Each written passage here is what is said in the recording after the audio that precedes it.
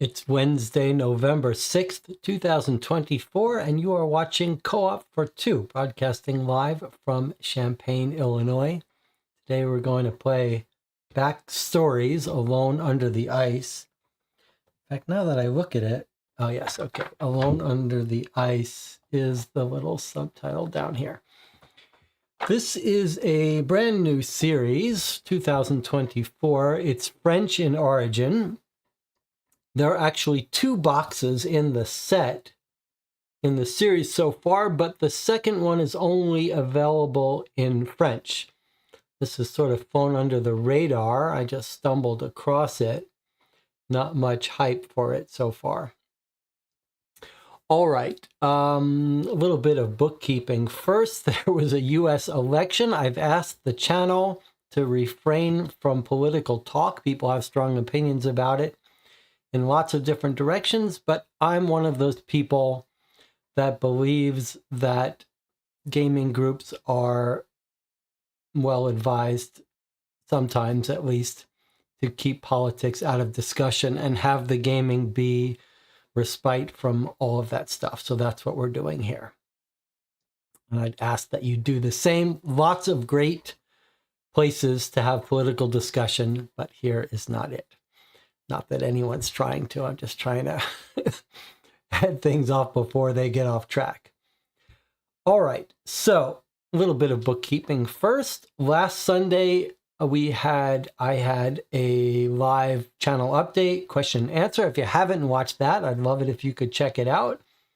I did discuss a couple of new ideas for the channel. There is going to be a new series talking about new releases in tabletop mystery games. I hope you'll tune in for that. I'm still not sure exactly when the first episode of that will be, but I'll be discussing all new games, new Kickstarters, crowdfunding. Maybe we'll decide collectively what games to back, etc. And this coming Sunday, in a few days, will be a long overdue game design diary. So that'll be at Sunday at 1 p.m. I'll be talking about progress on New York Noir, the game I've been working on now for almost 2 years with help of some people in the channel. Lots of exciting stuff to talk about for that. So that's our plans. Now, backstories. What exactly is backstories? Let's look at the back of this box. It says 2 difficulty out of 5. What does that mean? We don't know. It's an adventure mystery game. I think probably a little more strongly on the adventure side. And it has a gimmick. We played a bunch of these card-based adventure games. Cartaventura comes to mind. And this one has a little gimmick. And the gimmick is that you can combine cards to make them interact. And you do so by having cards that have little windows. And this is actually a little window in the game box to show you an example. It says 1 to 4 players will be playing it solo, ages 10 and up, and it says 60 minutes. Okay, I don't know if that means 60 minutes and we're all done, or 60 minutes and you would replay it a couple times. I do believe it's probably closer to a sort of choose your own adventure game. But what we'll do today is we will read the instructions together, then we will play the game, and then we will review the game all together, all tonight. All right. Let's see what we've got. Is there anything else anyone's doing? Any projects you want to talk about? Hobbies, etc. YouTube says 18 concurrent viewers, 4 likes. I do appreciate when you give these videos a thumbs up. This game, by the way, can be purchased now the same way I purchased it. I think I paid $12 from Miniature Market. I think that's where I bought it. All right, so you can see a big deck of cards and some instructions. Let's take a look.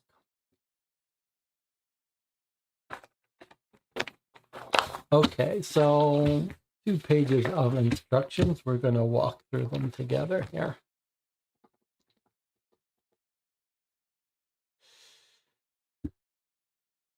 Interestingly, the game design of the system was by 2 people and the scenario was written by 2 different people. That's pretty unusual. 128 cards, 1 rule book, cooperative story. You'll have to complete objectives and make decisions that shape the story. Most of the time, there isn't a right or wrong choice, just a different way to play through the story. Remember that every decision has its own consequences. The story isn't set in stone, so your choices will make all the difference. Don't shuffle or look at the cards. Keep them in order, numbers in the top left. Reminder, if you want to play this game yourself with your own group, it's only $12. You should consider staying for the rules and then leaving. You can get this. It's currently available. You can play it and come back, watch this video afterwards, compare how you did, rather than have this video spoil things for you. I won't be offended. Okay, organize your space so there's a player area, a panorama area in the center of the table, an objective area, and a discard area. Okay, player, panorama, discard, objective, fine. Read the first card of the adventure out loud and apply that card's effect. Then you can start your adventure. Leave the deck of cards in the box, taking them out as you're instructed. All right, it wants us to do that right now. Let's finish reading the rule book.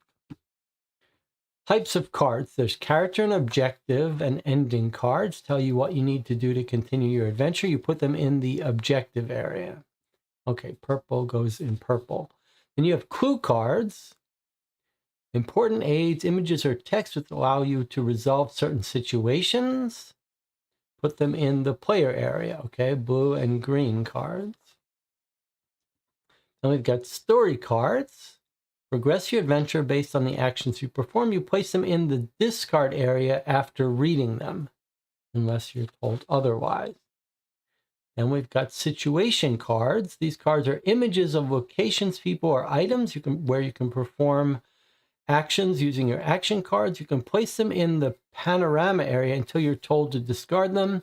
Situation cards build up a broader view of the scene, and they've got a little diagram showing which card they are of this entire panorama of multiple cards. Sometimes you replace an existing card. It tells you get rid of this one, you're replacing it with something that takes over. It'll tell you. And now here's the gimmick. I say gimmick, but I don't mean it in a negative way. I just mean a little hook. So you've got cards with windows and cards with a notch. These are your action cards. Represent course of action, items, characters, or other things that interact with the situation cards. Two types of action cards, window cards, which have a window, and notch cards with a notch to the side. To begin with, you place them in the player area. So they start out just as resources. They're actions you can perform. Status cards beneath your character card, keeping the red section at the top visible. So they modify your character, they're wounded, etc. If you're instructed to draw a status card that's already beneath your character card, the card will tell you what to do. Usually flip it. I guess things get worse. Progressing the story. Perform actions based on the action cards. They progress. This progresses the story. Cannot start a new action till you completely finish the previous one. If you're playing as a group, then you decide as a group.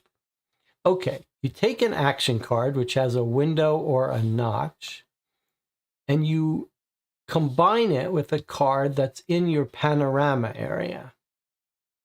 You pick up the two cards, you put the action card behind the panorama card, and then you flip it.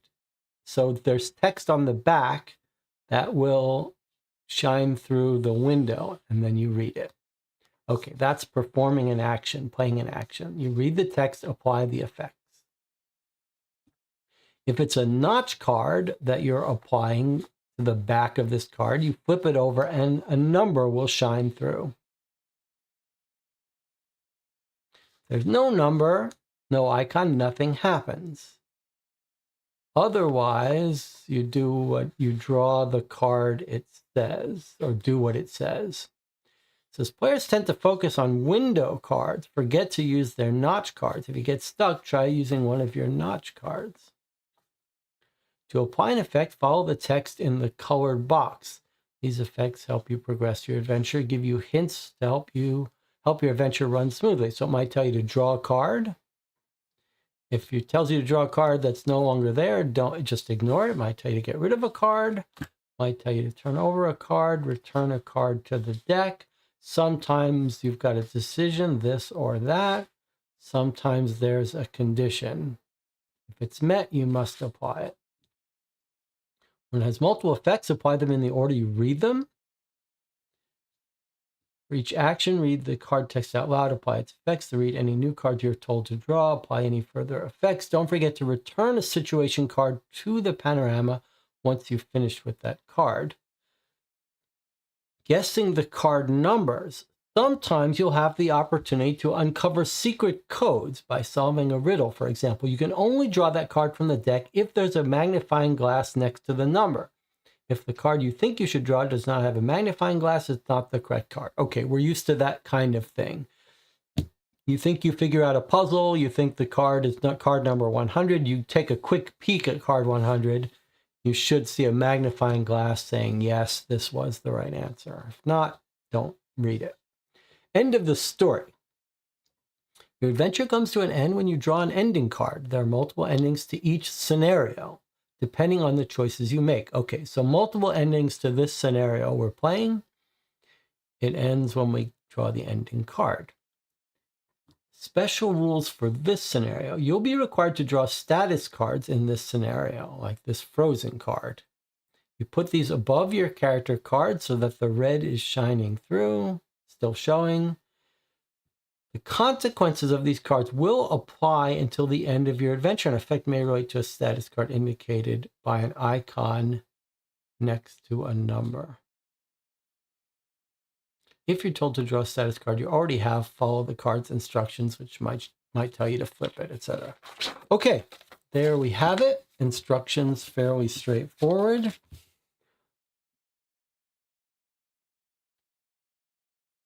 Anything to discuss before we get started here?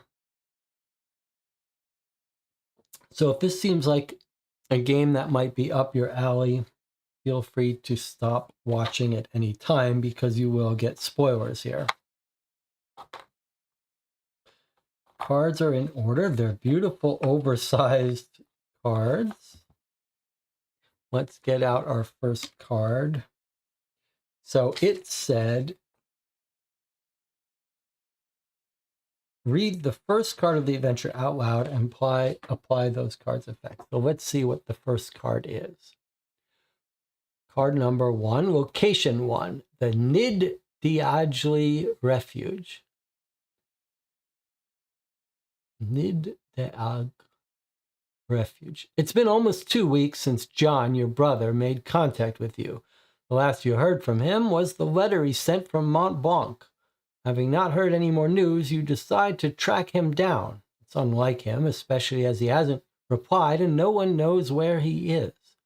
Determined to find him, you trace his steps, which lead you to the Nid Diagli Refuge.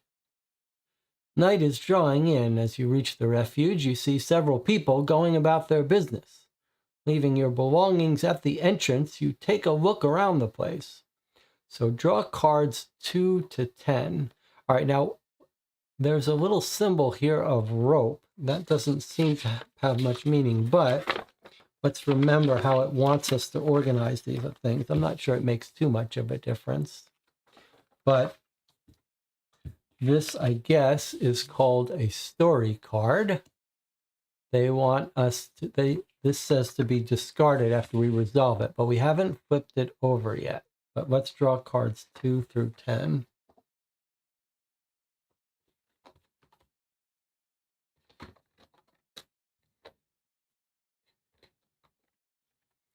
Okay.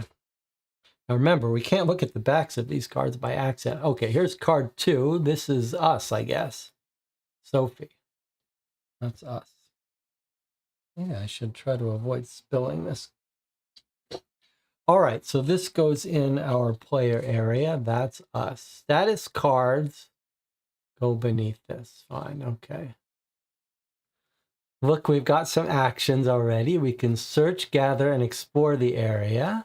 Or we can ask about our brother John, or we can just have a general chat. You can see they open up different windows. Okay, so these go in our player area. Actions we can perform. Then we've got a letter. We're going to read this, but we can also use this. Probably it'll be like asking someone about this letter. All right, so those are actions. Then we've got another location card. Location 1. Objective. Find out what happened to your brother by asking around at the refuge. Okay, I'm just going to put this on the table for now. There's, then we've got pieces of our panorama here, which we'll lay these out. Let's see if they combine. Someone's waiting upstairs in the lobby.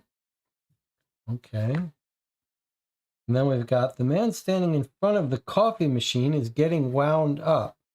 So this looks like it's here. Okay, so it does connect to the panorama.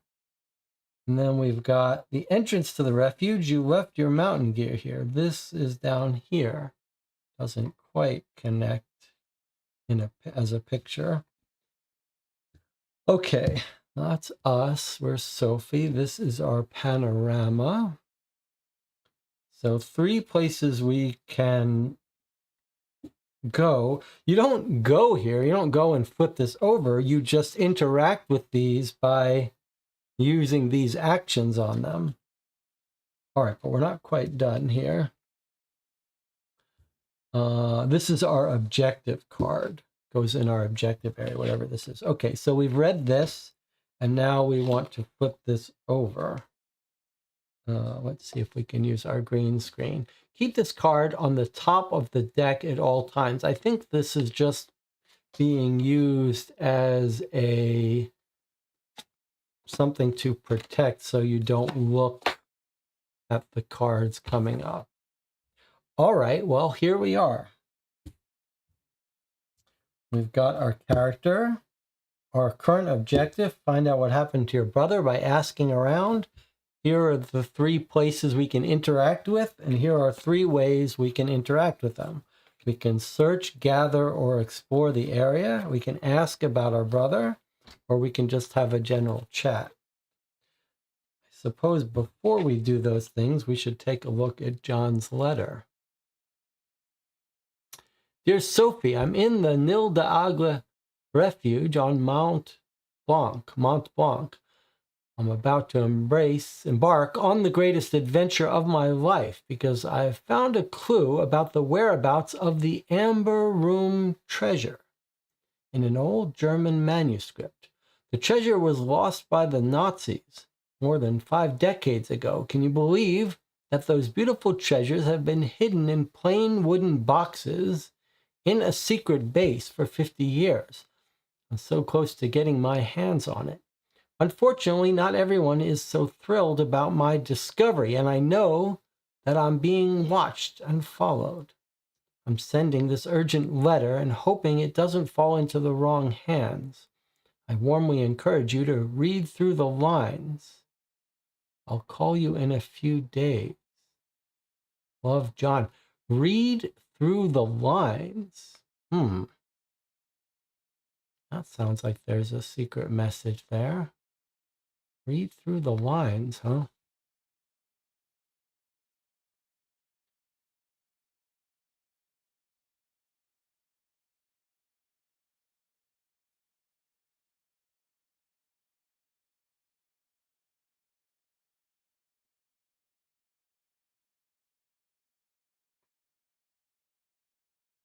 Any idea about this read through the lines part? Doesn't seem like there's a secret message in here. I could be wrong, though. Normally something would sound a little more awkward if there's a message every other line. Read through the lines. Okay. All right. Well, someone's waiting upstairs in the lobby. Man standing in front of the coffee machine is getting wound up. Entrance to the refuge. You left your mountain gear here. Okay, these people look a little dangerous. Inauguration. Altitude 3830 meters, 6 September 2015. Anything else we notice in any of these pictures? I might zoom in on this a little bit when we take our next break.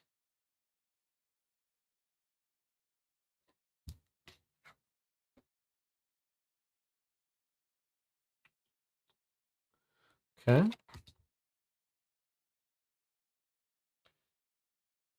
Search, gather, explore, ask about our brother, and just have a general chat. Or we could maybe show someone the letter. Seems a little dangerous to be showing this letter about a treasure to people. Feels like we shouldn't be doing that. So we know we can trust someone.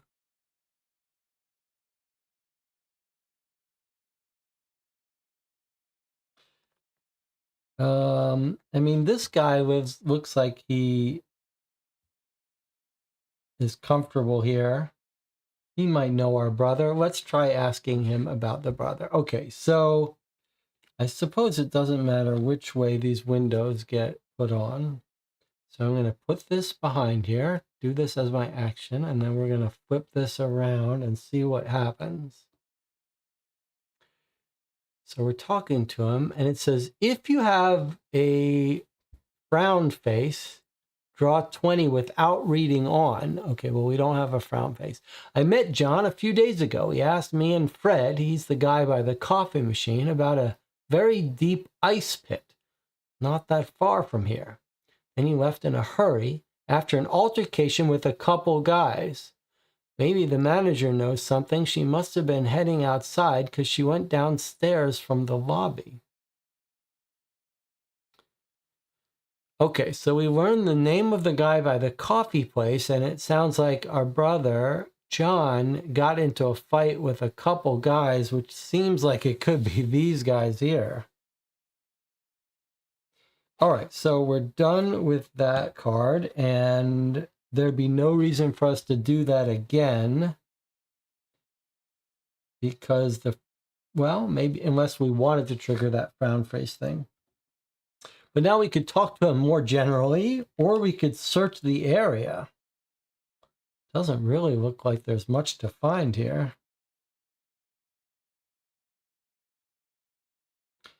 Well, let's talk to this guy. Let's try, just for the fun of it, having a general talk with him. Let's see if he can tell us why he's so upset. All right, here's our general discussion. Hey, I really need a coffee. Do you have any spare change? I spent all my cash while I was in the valley, and the machine doesn't take bills.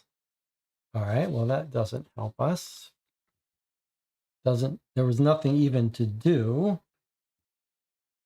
Shall we ask him about John as well? Why not? What do you know about John, my brother? Yeah, I know who John is. He was here last time we were. When we saw him last, he was arguing with two climbers who were dressed all in black. I don't think I saw him again after that. He was trying to find out about the ice pits in the mountain. Okay, same thing, but confirmation now that these are the people he got into a fight with. Well, I mean, now, just so we understand, the rules say you can interact your actions with items in this area. These don't work. So, well, I was flipping it over to see if there's anything on the back. There is something on the back, but I don't think our actions work with those. Let me just make sure the rules do say they interact with the situation card. Locations, people, or items, you can perform actions. Well, maybe this is a situation card. Place them in the panorama area until you're told to discard them. That seems like an objective card. Now, this is an objective card. This doesn't seem like it's one that we can interact with. I'm not sure why it's got something on the back of it. But I suppose these two are supposed to go off together. There's the purple objective cards. Okay. Well,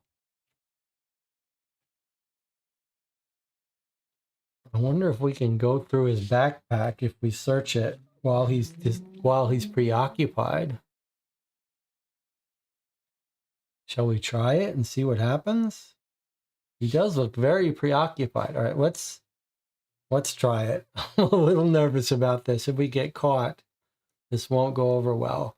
We're going to try to search, gather, or explore this area.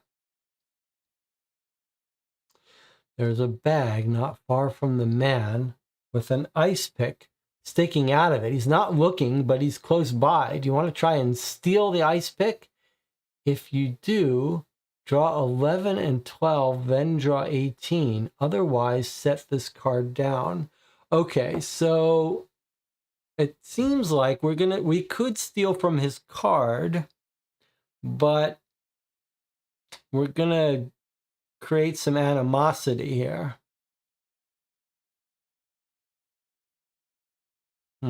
That's tricky. I mean, honestly, if I was mountain climbing, I'd be pretty hesitant to be stealing things from people that you might need their help. Till we discover these people are our enemies, I don't think we should be stealing people's stuff. I mean, climbers are a friendly bunch. If we needed something, we could ask for help, ask to borrow something. I don't think we should be stealing stuff. Don't do it, says Philip. All right, well, we're not going to do it yet. We can do it anytime we want, right? Nothing's stopping us from doing it later. Let's avoid talking to these people, but search around the area.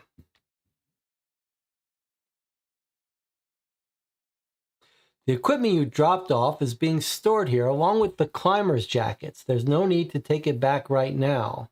The two men stare at you strangely.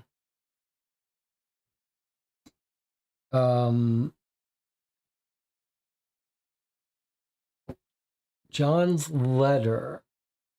I don't really feel like we know who to trust here. So, although these two seem pretty friendly, but I'm hesitant I certainly don't want to share the letter with these two. But let's have a general talk with them without revealing anything. You initiate a conversation, but these two are especially prickly and you're starting to feel uneasy. You take your cue and leave. Draw card 16. Okay.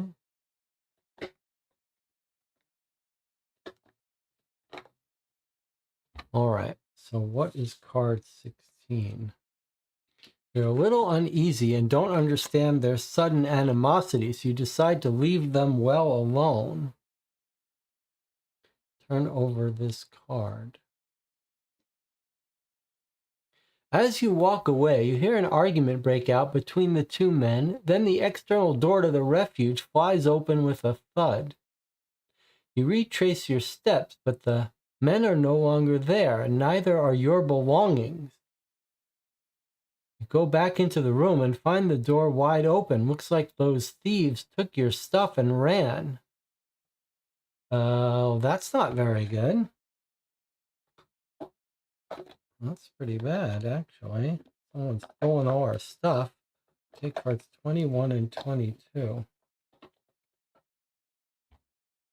All right, 21 and 22, and then we discard this card. So they've taken our stuff and gone. I don't like that. Discard. All right, make a little discard pop.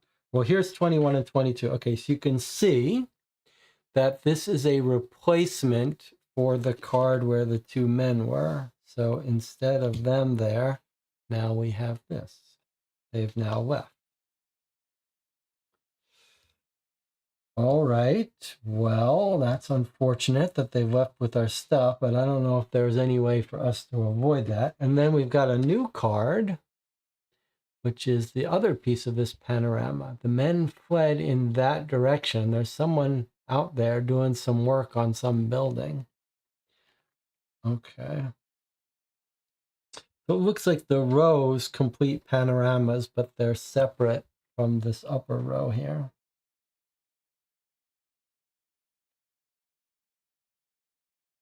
Gather, search, and explore. So it looks like if we tried to explore here, we might actually be going outside.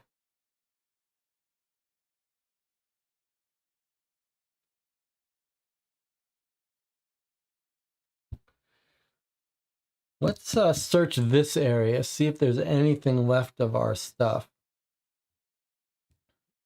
Jonathan says, "Did you want to take an early break?" Yes. Let's search this area first. You spot the climber's jackets in the refuge. If you want to steal one, draw 19, then draw 18. Otherwise, set this card down. More stealing and more people getting angry at us. Oh, let's not do it yet. Maybe we're going to have to trust these people, show them a letter, and try to recruit them to join us.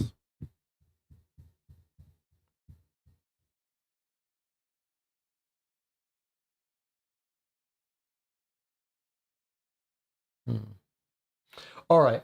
Well, as Jonathan says, we tend to take an early break at the start to give you a chance to leave if you think you want to buy this game and play it yourself. So we're going to do that now. We're going to take our first break. I'll see you in 8 minutes.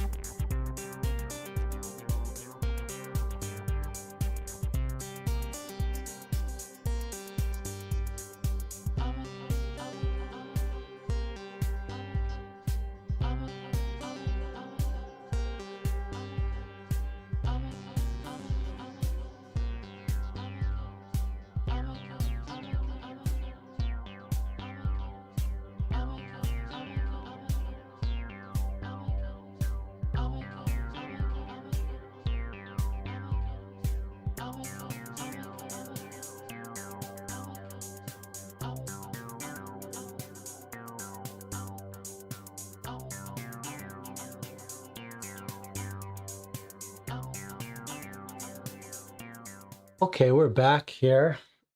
I was just looking at this letter. Let's see if I've made this a little larger now. Okay, a little bit larger. All right, so he's found a clue about the whereabouts of the Amber Room treasure.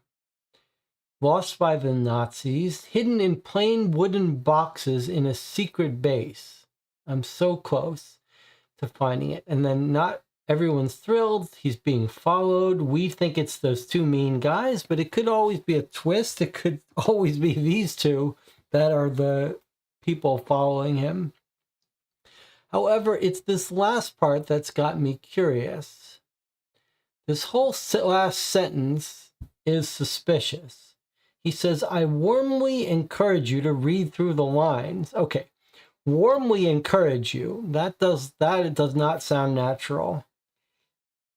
And it doesn't say read between the lines. It says read through the lines. What does that mean? Is that a reference to this mechanic, or does it actually mean something else? And this warmly part has got me on alert. I warmly encourage you to read through the lines. Read through the lines. I do feel like we need to get, if that's nothing, it's a signification that we need a warm jacket. So I am inclined to steal one of these jackets, but I wonder if, so when we try to steal something, it said we get this frown face. And then when we talk to this guy, it said if you have the frown face, you don't talk to him, you do something else. So I kind of get the impression that, like, once we steal something, we're going to be persona non grata. We could either steal his axe pick stuff or steal the coat. I'm inclined to take the coat, especially because it could be John's coat that got left here or something. So I think we should try to steal this. Can you try, Philip asks, can you try the notches on your character card? I believe the basics of the rule says that the action cards are to be combined with situation cards. And the situation cards are these blue ones. So it seems to me that you can't interact with these cards. It would be nice if they used different symbols and colors, but we are told that these purple character objective cards are different from these kinds of cards. So you don't interact with these. You're told when to flip them. So, however, before we go steal this jacket, can I suggest that we could consider sharing the letter with these guys? We don't know where to go. We did talk to these guys about our brother. When we talked to this guy about our brother, here's what we got to remind you. So if you've got the frowny face, we wouldn't have this conversation. So they're clearly going to get mad at us if we steal something. But he says, maybe the manager knows something. She must have been heading outside because she went downstairs. Well, there she is. So maybe the manager knows something. So if we go and steal this jacket, she may not talk to us, and she may be the person that knows the information that we need. So I'm very hesitant to steal before we talk to her. I just don't know if we're going to be able to come back.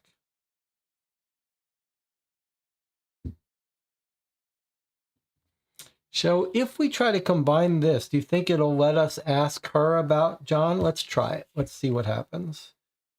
I'm going to say, talk about John to this card. I'm not sure it's going to let us talk to her or if it wants us to go outside. Let's see.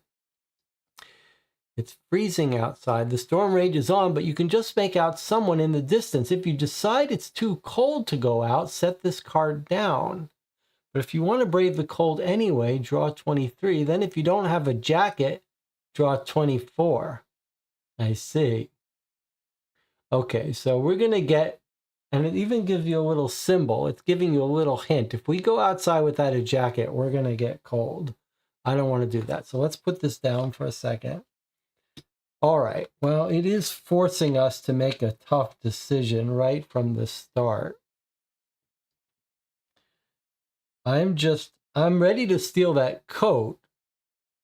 I just don't want to get these people angry at us. Philip says, did we search this area? We did search this area. That's where we saw the backpack, but we didn't search this area. You want to search this area? Okay, let's see. Let's see what happens if we search this area. Place seems to be the lobby of the refuge. There's some money lying on the counter. If you want to take it, draw 17, then draw 18. Otherwise, set it down. Okay, so we basically discovered 3 different places we can steal stuff. We can steal the ice pick, we can steal money, we can steal coat. The moment we steal one, we're going to make people angry at us. And it seems like they all might be useful. And you could steal all of them, right? Like when we tried to search the backpack, draw 18. So, I mean, once you steal one and get people angry, should you just steal it all? But it does, the cards sometimes tell you what happens if you do it again. So maybe we're only going to be able to do one of these things. And we did try to search this area. This is where we were told we could steal a backpack, the jacket. Yes. Let's see if we search this area just for fun.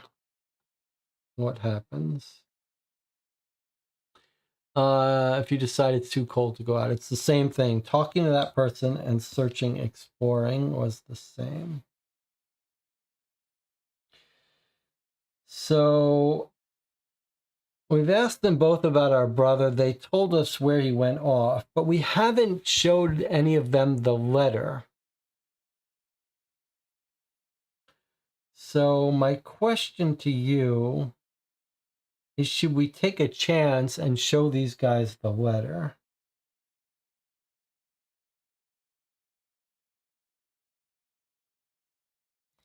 I think we should. Let's try it. We could very well be showing the letter to people who are after us, but let's try it. Okay, so I'm going to show the letter to this guy. Let's see what he says. Nothing. Okay, no penalty for that. Let's show it to the coffee guy. Nothing. Okay, no penalty. All right. Interesting. Well, this is a tricky thing. I mean, we could go out in the cold without a jacket, talk to this woman and ask her for a favor to have a jacket, but we get cold. All right, look, here's what we do. We take this jacket, we go outside. If she accuses of us stealing it, we're just going to say we just borrowed it to go out to talk to you. So let's go take this jacket. We haven't left here yet. All right, we're going to steal one. We're going to draw 19.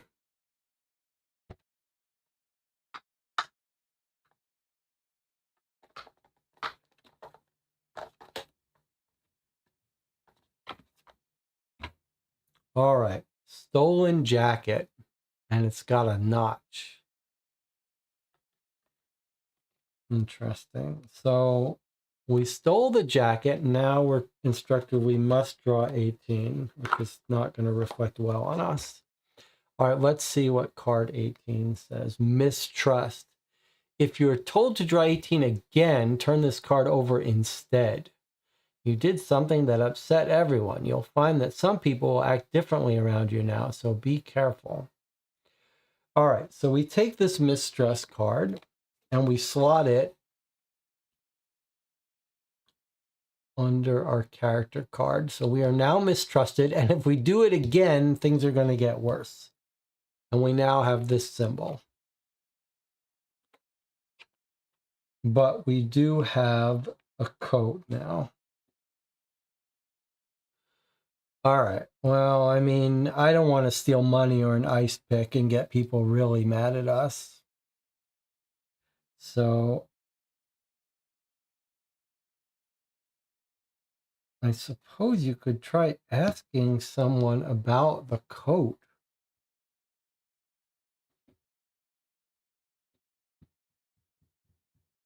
Doesn't seem like that would have any effect, though.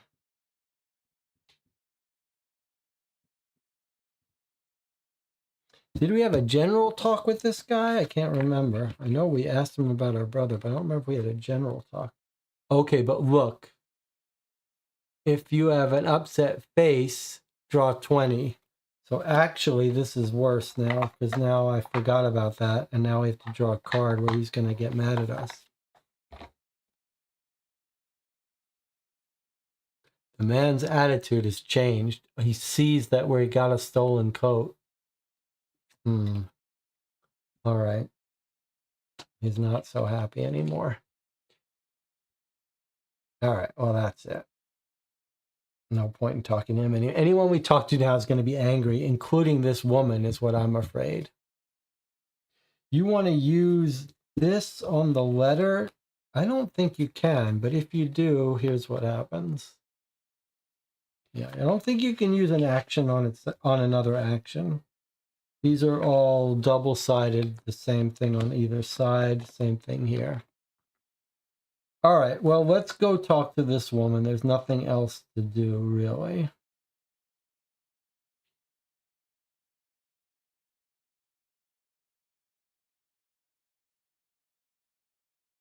I mean, we could talk to him again. I'm not sure what he's gonna. Should we just see what happens? Let's ask him about the brother again and see how his attitude changes. Says, I know what you've done. I've got nothing to say to you. If you have the stolen jacket, read on. And that's my jacket. Give it back. Discard card 19. What? No. Ugh, what have I done to us?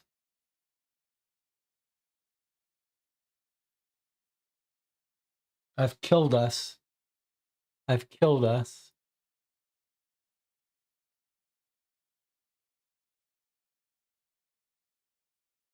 I've absolutely killed us by talking to this guy when he was angry. All right, well, I did it. I talked to him while he was angry, and that whole thing, we've now lost the jacket.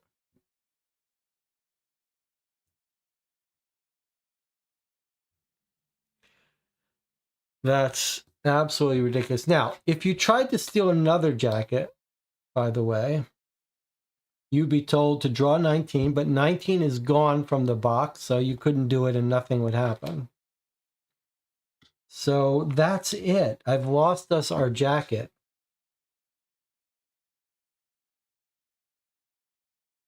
I'm sorry. Did I talk to the upper right guy about John? I did. They both told us a similar thing about where he went to some pit.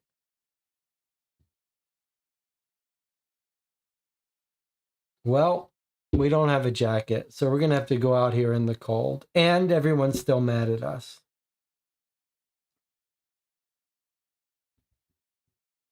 All right, well, it's time to go out here in the cold. There's nothing else to do. I apologize for killing us. All that trouble. All right, so it's freezing outside. It's not too cold. It's too cold to go out. We put it away. All right, well, we're going out. If you want to brave the cold anyway, draw 23. If we don't have a jacket, 24. All right, well, that really hurt. All right, here's 23 and 24. Let's put this back. Okay, here's 23. As you go out into the storm, you hear some noise coming from the direction of the electrical cabinet. You spot a man with his back to you attempting to cut the cables. It's clear he wants to plunge the whole refuge into darkness. Holy crap, this guy is a saboteur. Turn over this card. What do you want to do? Do you want to call out the figure in the distance if you want to attack him from behind or discard this card? All right, well, if we had stolen that ice pick, I would be inclined to attack him. But I don't think we should try to fight this guy. We have no jacket. We're not set up for a fight. And we don't have anything to hit him with. So I say we call out to him. But we're also told we got this card. The intense cold chills you to the bone. And if we're supposed to draw 24 again, we draw that. All right, so we've got now 2 conditions. This case is not going so well for us. Nothing bad happens the first time, but if you draw it again, you flip it. It said we draw both of those, but it's a little unclear whether we should resolve this first. All right, are we in agreement that we don't have an ice pick, and so we shouldn't try to attack him? Let's just call out and try to scare him away. Draw 47. I thought that was going to be the owner. All right, here's card 47. We're calling out to him. Hey, what are you doing over there? If you have the mistrust or outcast card, we have mistrust. Turn this card over without reading on. You call out to him. Frightened, he takes off, disappearing into the storm and leaving his belongings behind. Your cries attract a woman's attention, and she rushes over to you. She introduces herself as the manager of the refuge and asks you what's going on. You explain the situation and what you just saw. The manager and other climbers at the refuge chat about it, but after your questionable actions, most of them are struggling to take you seriously. They go back to what they were doing, unconvinced by your story. Oh, just because we stole that coat and we didn't even get to keep it, you don't even believe us. All right, that's okay. We're out here on our own. I can see why the story is called Alone on the Ice. No one trusts us. Okay, then we discard this card. Okay, 25 and 26 are new replacements here. So this one gets replaced here. And this one is up here. Okay, let's see. So the one that just got replaced, the man is left. There's a chance he might come back. What has he left here? A backpack? We should go get that. And then here's the manager who didn't believe us. The refuge manager's office. She's got some piece of paper in her hand, too. A hot cup of coffee. All right. So we're back here and they don't trust us.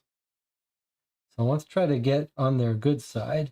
I'd like to go get out this backpack from here, but I'm afraid to go out into the cold again. So let's go talk to this woman, see if we can't win her over. Have a general chat first. What happened to you? Is it something I can help you with? If you want to speak to her about your brother, draw 28. Otherwise, set this card down. I don't know who's talking who, but we do want to speak to her about her brother. The way I feel is like she's the manager of this place. She's the least likely to be a bad guy culprit, right? She's not, she's lived here a long time, so 28. It's weird that this didn't trigger when we asked. We could have asked her directly about our brother. It's weird that that was when we had a general talk. He spent a few days here. I remember him because he had an altercation with 2 members of the Amber Brotherhood. He was different somehow after that. Later that night, I saw him run to his room and pack his bag and then put something in his locker. You know where the lockers are? They're in a recess at the entrance. He was obsessively trying to open his padlock. I asked him if he was okay, but he didn't answer me. I could tell he was troubled, but he kept looking over his shoulder as if he was scared of something or someone. I stayed up late, but I didn't see him go to bed. He just disappeared after that, and I assumed he had left. Actually, I found a notebook page in his bunk. I kept it safe in case he came back here. He came back. Here you go. 29 and 32. Okay, now we're starting to make some progress here. 29 and 32. Okay, so she showed us where the lockers are. I'm going to put that out. And then here is the page from the notebook. The amber room was a room covered with sculpted amber panels. In 1941, the Nazis dismantled the decor and carried them away. There hasn't been any trace of the room since then. They're stored in boxes in the secret base on Mont Blanc. Padlock alt.refuge. Secret message lemon plus fire.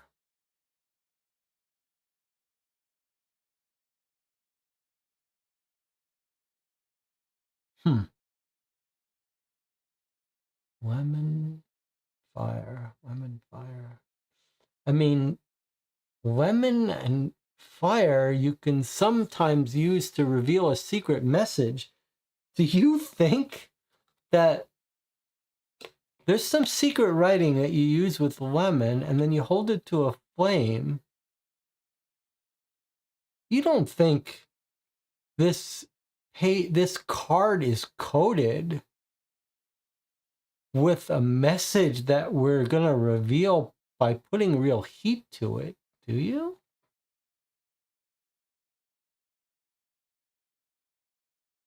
Maybe we just put this card on top of a fire card.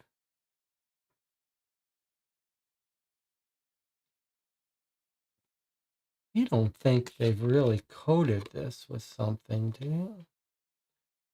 That seems like a bridge too far. Padlock, alt refuge. Secret message. Wow, okay. It does say, I warmly encourage you to read through the lines. That absolutely seems like heat gets applied to this. I just don't know if it's symbolic or actual wants me to put a lighter up to this card.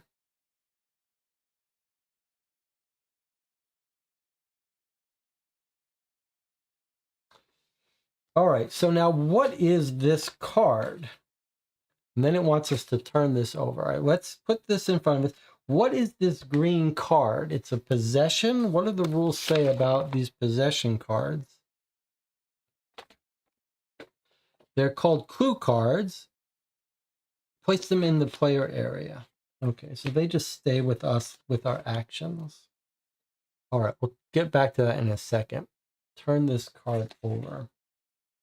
Bit by bit, you piece together your brother's story. Whoever was looking for him clearly caught up with him here, and he must have had to quickly hide something in his locker before he left. You've got to get whatever it is back at all costs if you want to find your brother.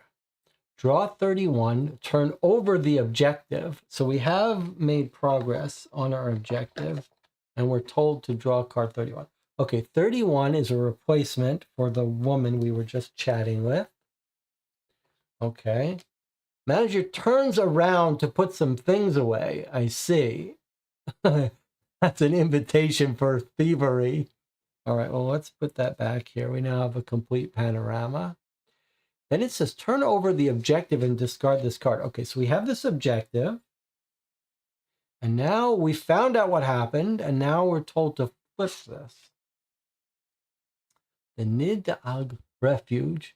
Objective. Find a way to open your brother's locker. And then this card gets discarded. All right, let's collect our discards here. All right, well, I can't believe we lost that jacket. That's just breaking my heart. Okay, so our new objective is to get into the locker. Here is the locker. Let's examine it. Right? Let's start by examining it. I mean, I suppose we could just examine the front of it. Looks like a combination lock. All right, but now let's do the examine action on it.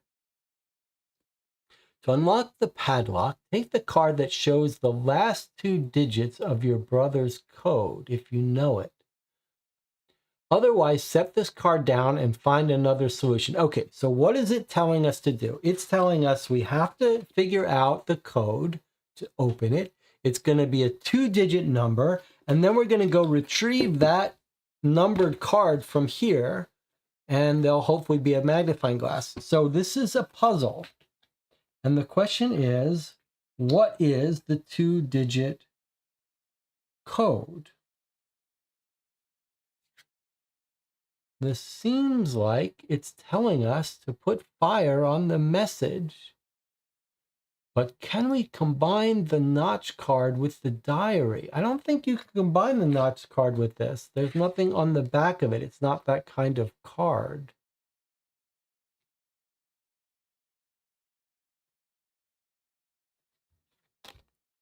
And if you tried, you wouldn't get anything. So you can't do anything with these. You can't interact with these with these item cards. But he says, I warmly invite you to look through the lines. I think we're going to have to try to put a real flame on that card.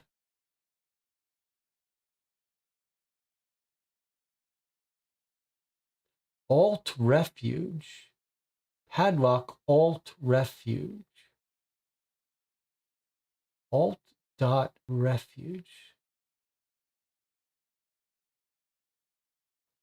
Is it possible that, let's read this again.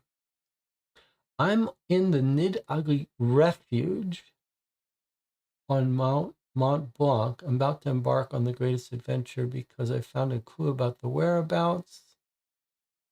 Treasure was lost by the Nazis more than 5 days ago. Beautiful treasures have been hidden in plain wooden boxes in a secret base. Close to getting my hands on it. Unfortunately, not everyone is still thrilled about my discovery. I know I'm being watched and followed, so I'm sending this urgent letter, hoping it doesn't fall into the wrong hands. I warmly encourage you to read through the lines.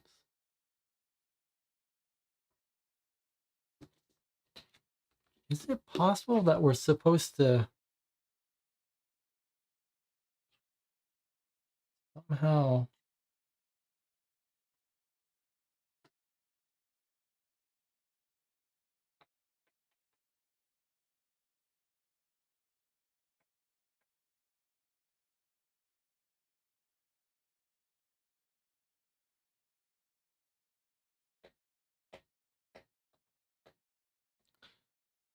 The padlock code is alt.refuge.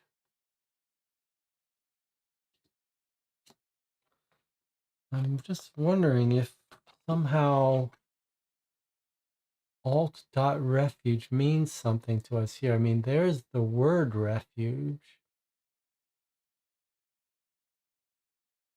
No word alt here, though. But we can... Wait a minute. Wait a minute. Alt, altitude.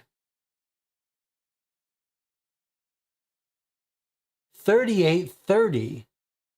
The altitude of the refuge is that the padlock code is the altitude of the refuge.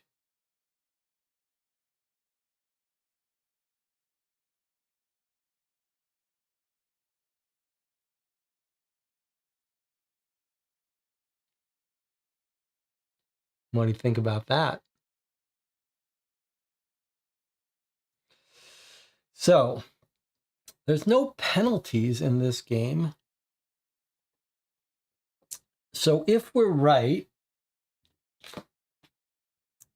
the instructions were to unlock the padlock, take the card that shows the last 2 digits of the code. So if we're right that it's 3830, then the last 2 digits are 30.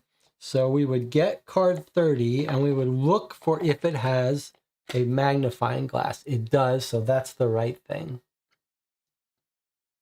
You open your brother's locker. At the bottom, you instantly spot his knapsack and some of his belongings. It's worrying that his things are still here. He obviously didn't leave of his own volition. High up on the shelf, you spot a strange card with some holes in it. You tuck it into your pocket. Very interesting. What if this is what he was trying to hide? What does it say here?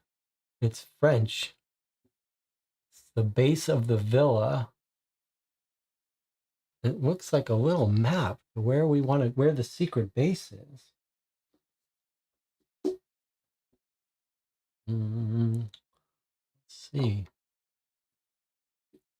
Green screen sometimes confuses this. Let's see. It says enter the secret of the villa base. Parle de glace. Something ice. What does that say? Someone translate that from French. It's certainly, it seems like it's at the enter the secret base, something above the snow or ice. Le Pute de glace. What does Le Pute mean? Secret entrance of the old base is near the something of ice. Yeah. The pit, is it the pit of ice? Because that's what they told us. Remember, these 2 guys told us that he went to the ice pit. So I think that's what they're talking about, the ice pit. Okay, then it looks like a computer punch card. All right, draw card 34. All right, here's card 34. Look at this. Look at this. It's a punch card with some randomly punched out things. Okay, well, this is a clue item that would go here, but this one certainly looks like we would use it to combine things, even though it's not an action card. So that's a little strange, but I will put it in our possessions. Okay, what if this was what he was trying to hide? Okay, then flip this card over. You search through his belongings, looking for clues to show where he might have gone. Looking at a map, you see a track leading to the Valot Refuge. Valot Refuge, marked in red. There, that's the Valot Refuge. Halfway along the route, there's a note that says Ice Pit, entrance to the former base. Could that be where your brother is? Why would he leave in such a hurry? In any case, you know there's no time to lose. If the generator is being guarded, that is, if card 27 is in play, it's not.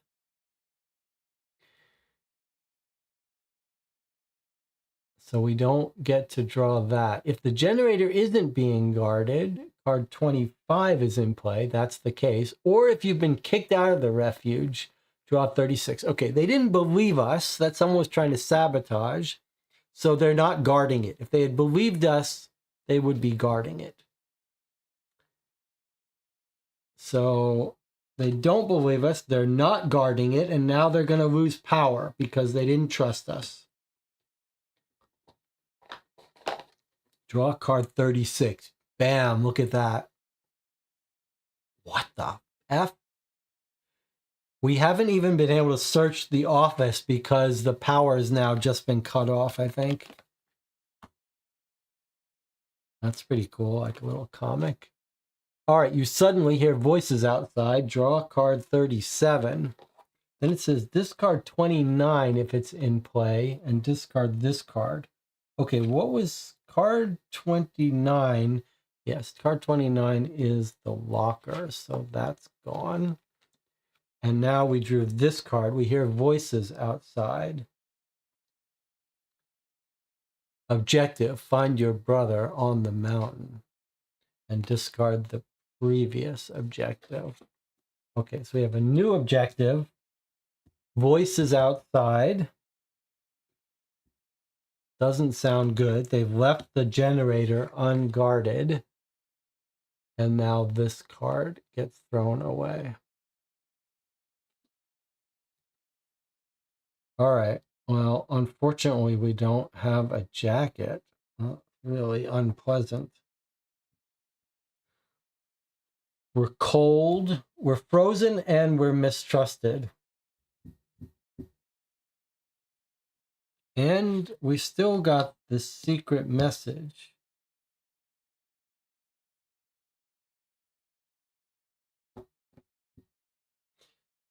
So either it's going to be that we find a card that lets us put fire to this, or we should be putting real fire to this.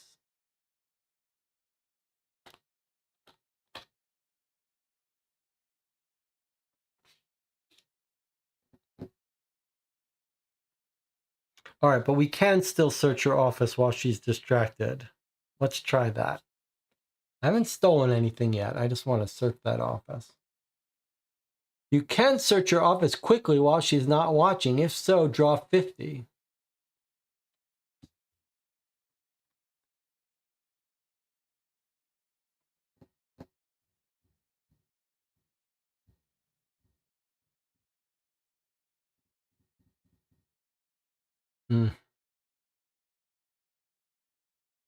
What if she catches us, though? Or should we be going out here?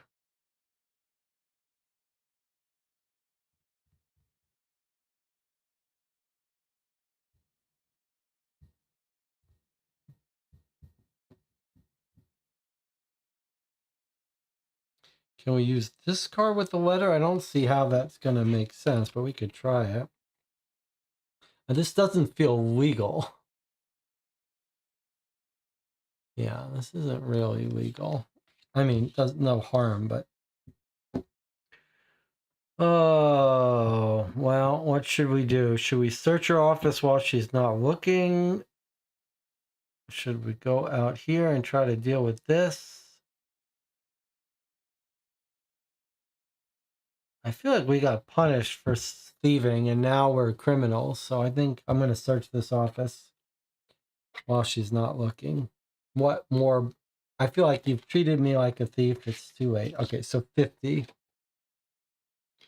I'm hoping we've got enough skills to not get caught.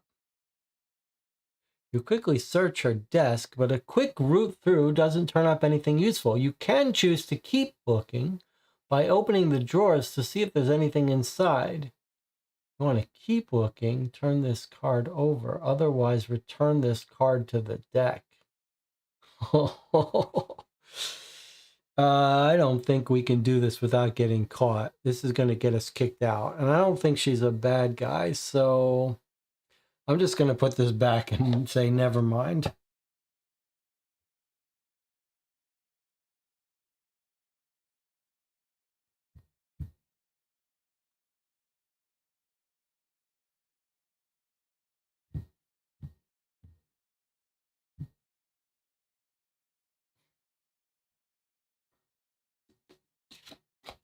I feel like we're going to have to put a flame to this to see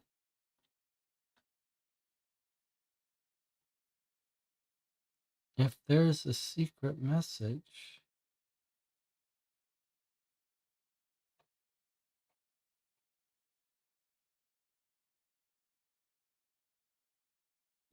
But let's see what happens if we try to search this area. If you want to go out and see who's shouting, draw card 38. I really want another jacket, but I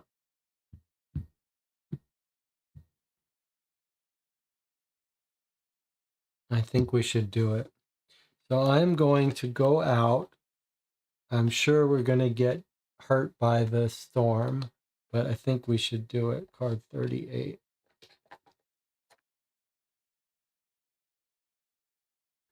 You go through the door to see if you're hearing things. A figure approaches you. You've just worked out. It's one of the men in black who you spoke to earlier.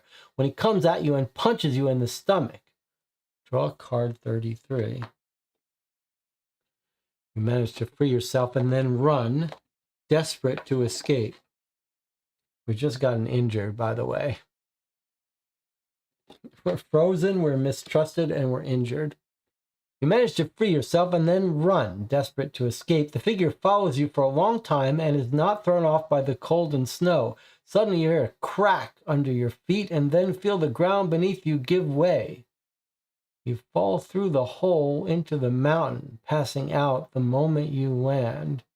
Discard all cards from the panorama.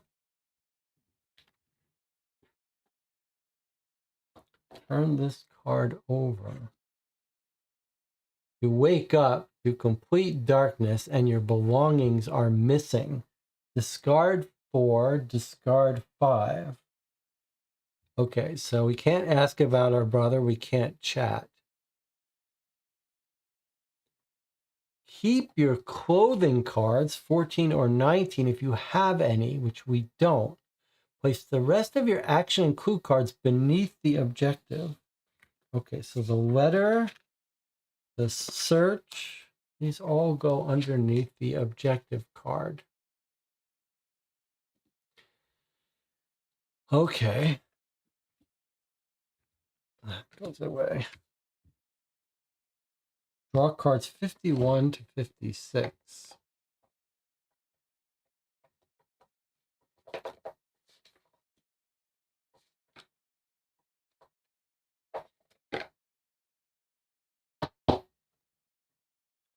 Turn over objective card 37.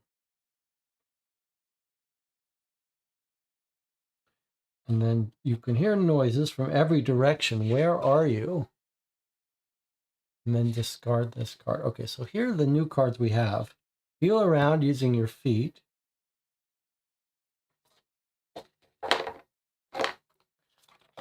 Or feel around using your hands.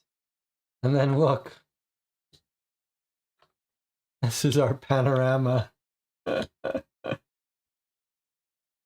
It sounds like there's a creature in here.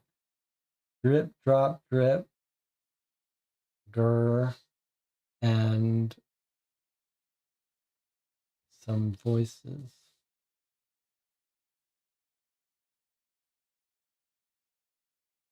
And then this flips over. Our new objective is find a way out of here. All right. Well, this is not looking good for us. I'd rather not talk to this creature, but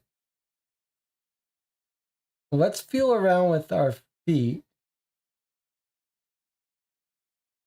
See if we can...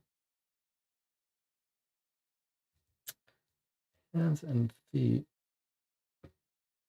What is this? What does this say?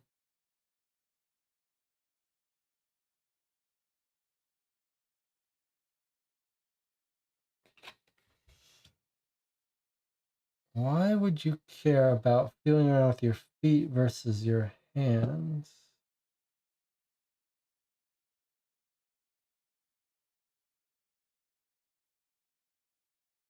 Any logic to this?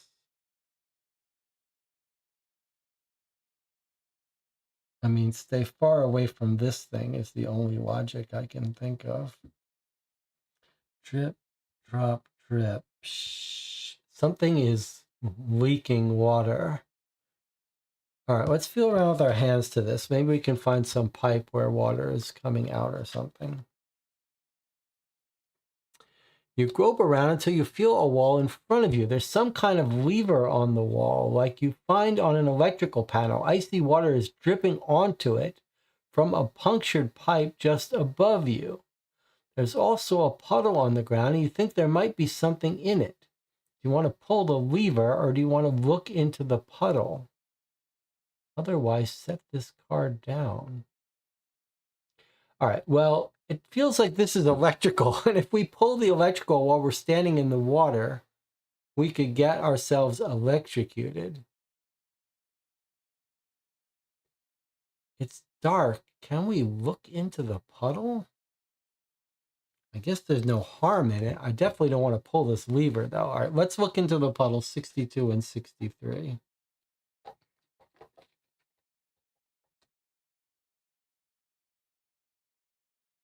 All right, so we've replaced this card with this card. The new thing says, the water was ice cold. When you take this card, draw 24. Okay, so we already have 24. We were frozen. When we're told to draw it again, we flip it. The biting cold gives you hypothermia. So we've got a new symbol now. If you're told to draw 24, turn over your character instead. That's got to be like time for death. All right, so turning over the card, things got worse. We've got new hypothermia. We're also still injured. All right, we are not doing so well. We also found a vial of diethyl zinc, which has got 2 notches in it. Maybe we could give it to someone. It looks like poison, although look, it looks like fire. Flammable. I wonder if that means we could put this on our... Can't really put it on our letter. Okay. So there's something in the puddle. I don't want to stick my hands in it because they'll get cold. Let's feel around the puddle with our feet. You carefully move your foot in front of you, avoiding the puddle of ice-cold water. A wall is in reach. Maybe there's something on it. That was the lever. I don't want to pull that lever. What was in the puddle, though? Oh, we found this. We found this in the puddle. Fine. We're done with that. Time to go here. Let's not freeze our hands. Let's use our feet. You carefully explore the floor with your foot and feel a piece of furniture in front of you. Maybe a table. Huh. Wouldn't mind getting up on the table and then turning on the lever. Okay, let's feel for the table with our hands. You reach out and feel a chain wrapped around a pipe just a few inches above you. You'll leave that for a minute because below you, you can feel a table? Strange. Amongst the stuff on the table, you find some sort of unusual card with holes and a box of matches, which is almost empty. 57 to 61. 57 to 61. Okay. So then this goes back. All right, let's see what we've got. A match. We can use it once. Another match you can use once. And another match you can use once. How cool is that? Okay. And a replacement for the table we just searched. And another card with different notches, different cutouts. Remember, our possessions were disappeared, but it seems like maybe we could combine these. All right, 3 matches. It looks like we could maybe look in the dark on the back of these cards. Is this going to go up in flame? So this is pretty cool. There's 4 dark rooms, and we've got 3 matches that disappear once you use them. So it feels like we could use this to see what's in this each room. Now this room we found the table. Let me just look at this again. We actually were told there was something else, right? There's a chain dangling in front of you. We start to work out what it's attached to. It's attached to some pipework above your head. You can try to unhook the chain. Oh, I guess we didn't see this before. I was just doing this now. All right, I was feeling around with our hands. Okay, we feel a chain. It's attached to some pipework above our head. You can try to unhook the chain or instead break the pipe by pulling on it. To pull on the chain with all your might, draw 74. Otherwise, turn it around. All right, there's a pipe, chain on a pipe. We could try to pull the chain down. That makes me nervous, like we're going to flood this room with cold water.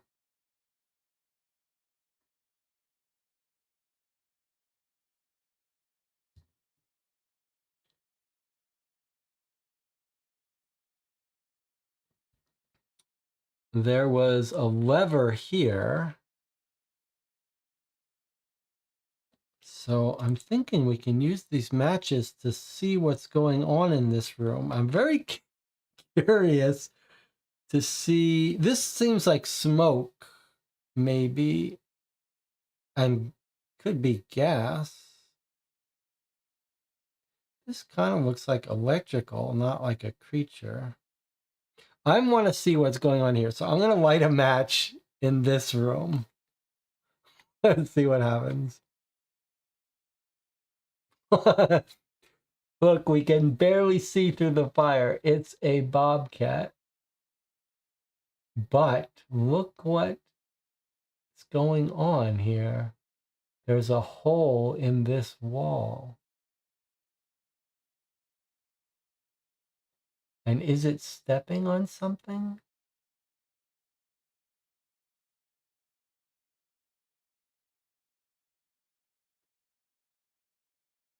seems like it's stepping on something, like it's guarding some object that it has. Now that's not a house cat. That's a bobcat. And that's gonna not, that fight is not gonna go well for us unless we can find something to distract it. But that hole looks like a hole we could escape from, perhaps. Okay, so then this turns back over and we've spent this match. That's pretty cool. All right. Well, I mean, we could try throwing this vial at this cat that we can't see.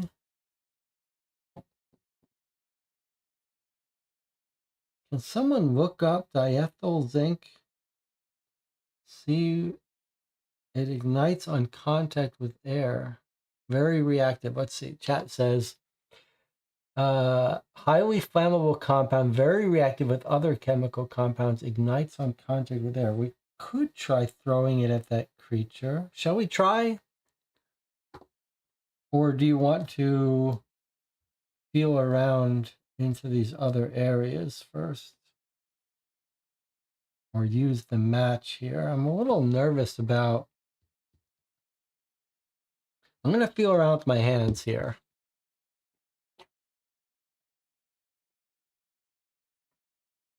You put your hands out in front of you and feel some sort of iron grate, which feels like it might be a closed door.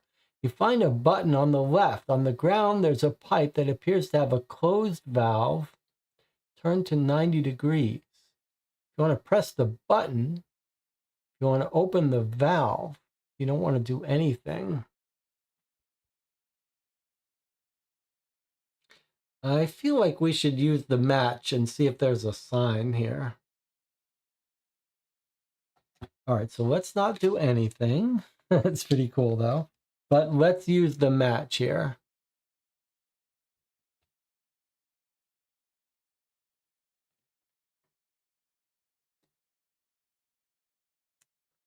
All right, so we can see that there's a button and a flammable pipe. That sounds like we might...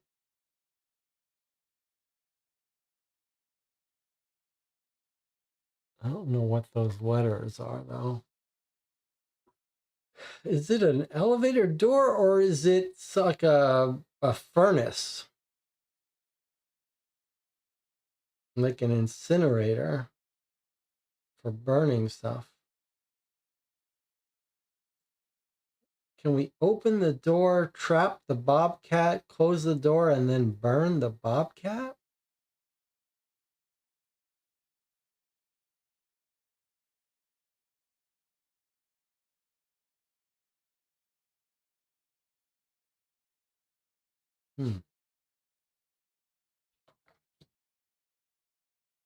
All right, I just burned our second of 3 matches. Bobcat, door with button and gas line. This was the chain and the pipe that we could pull down. And this was the electrical panel dripping.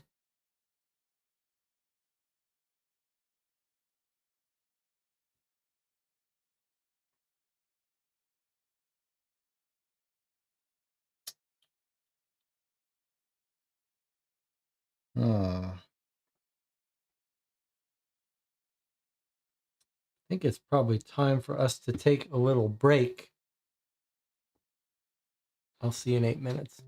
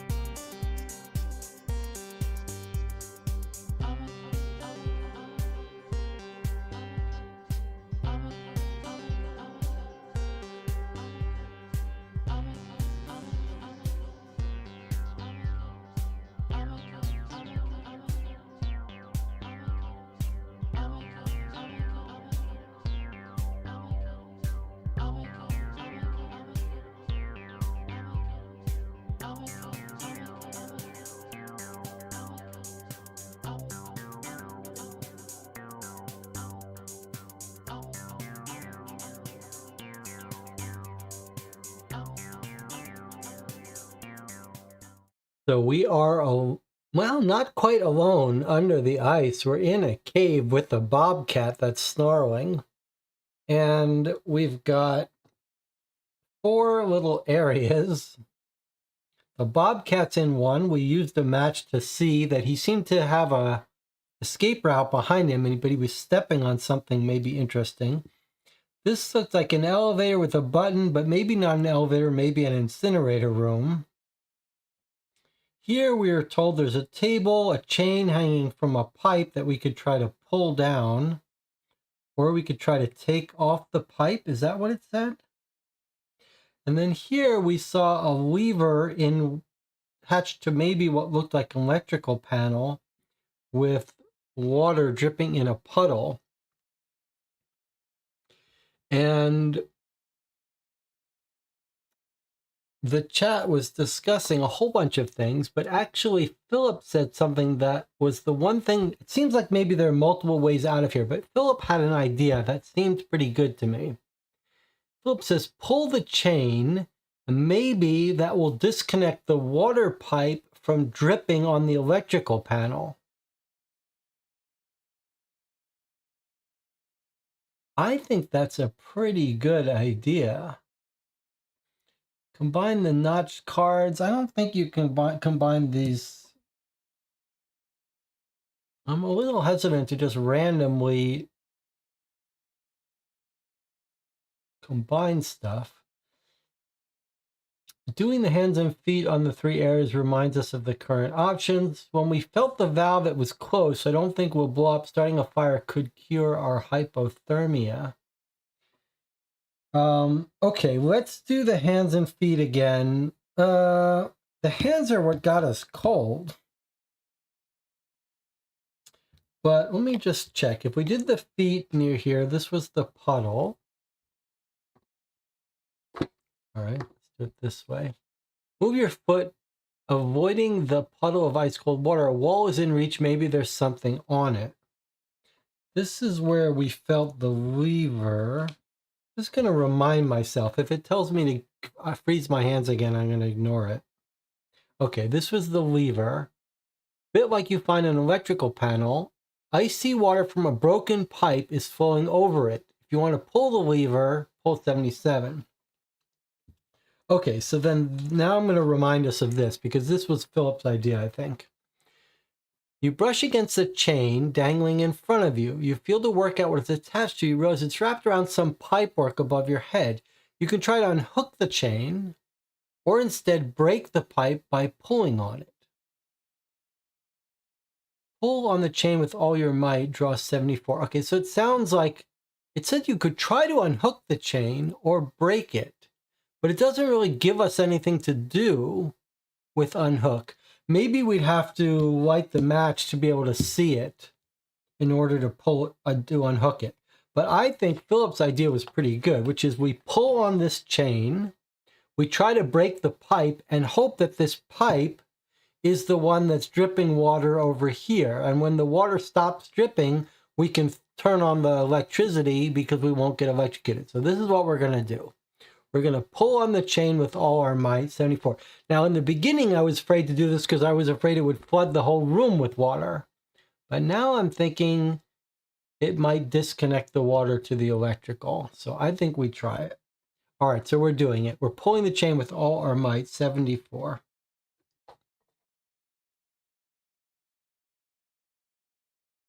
You pull the chain with all your might. The pipe above starts to move and then gives way. Icy water pours down onto the table and all over you. You've still got the chain in your hands, but at least you can't hear water to your left anymore. That's exactly what we said. However, the icy water has gone all over us. Draw 24. Okay, so we have to do this right now. We were already hypothermic. If we're told to draw 24 again, turn over your character card. Let's see if we die. We didn't die, but we're now weak. If we're told to turn over this card again, draw 79 instead. Okay, Sophie's weak. She's weak, she's mistrusted, she's injured, and she's got hypothermia. But you heard what it said. We don't hear dripping water to the left. All right. 67, 68, and 69, and then that card disappears. So, in fact, you can see what's happened. We've got a chain, and we've replaced not only this card that we're looking at here, but this card. No more drip drop. And then this card goes away. Okay, now let's feel around with our hands again.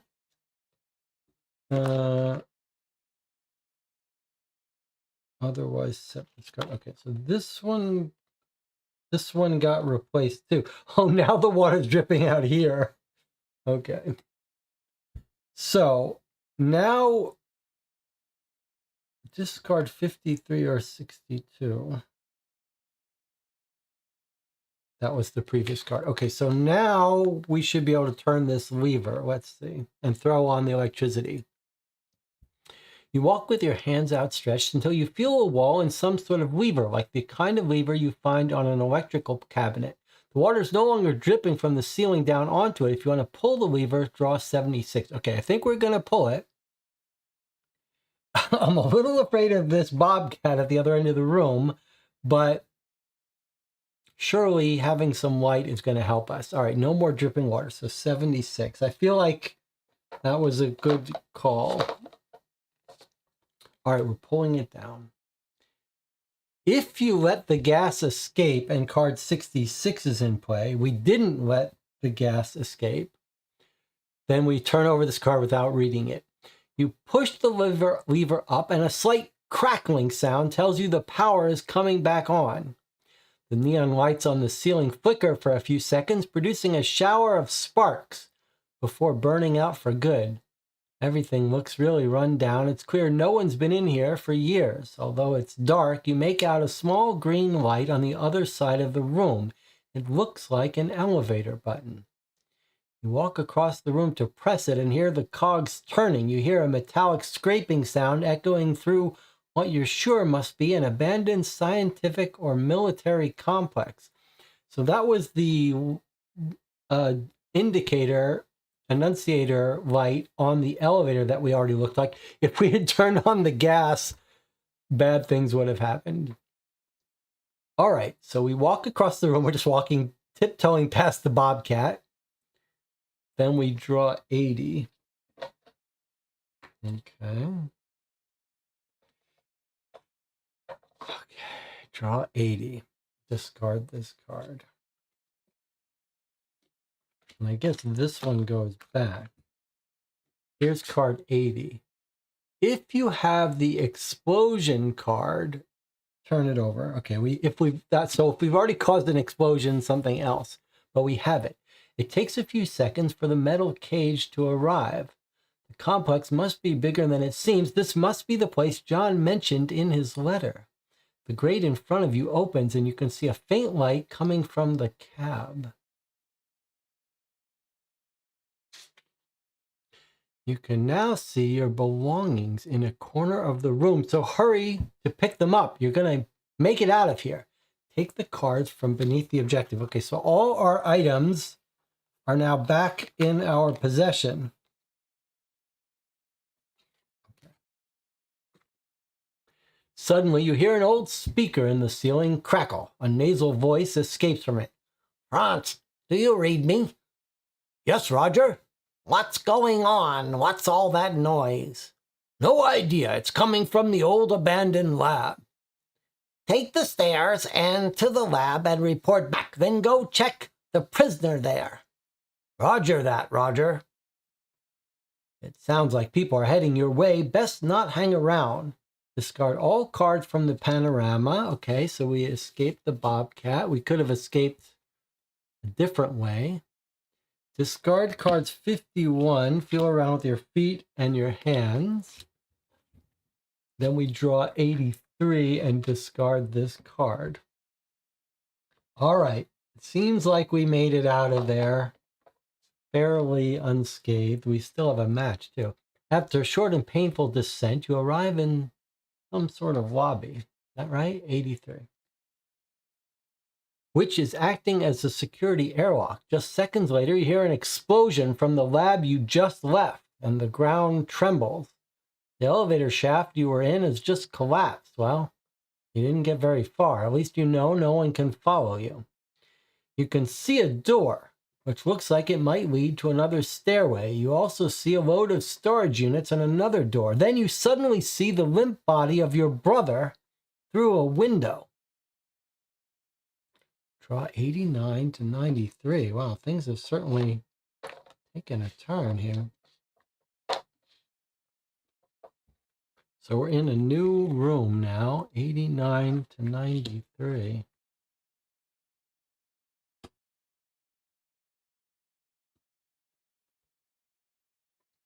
Look, we're in the Nazi, we've made it to that Nazi camp, the Nazi abandoned place.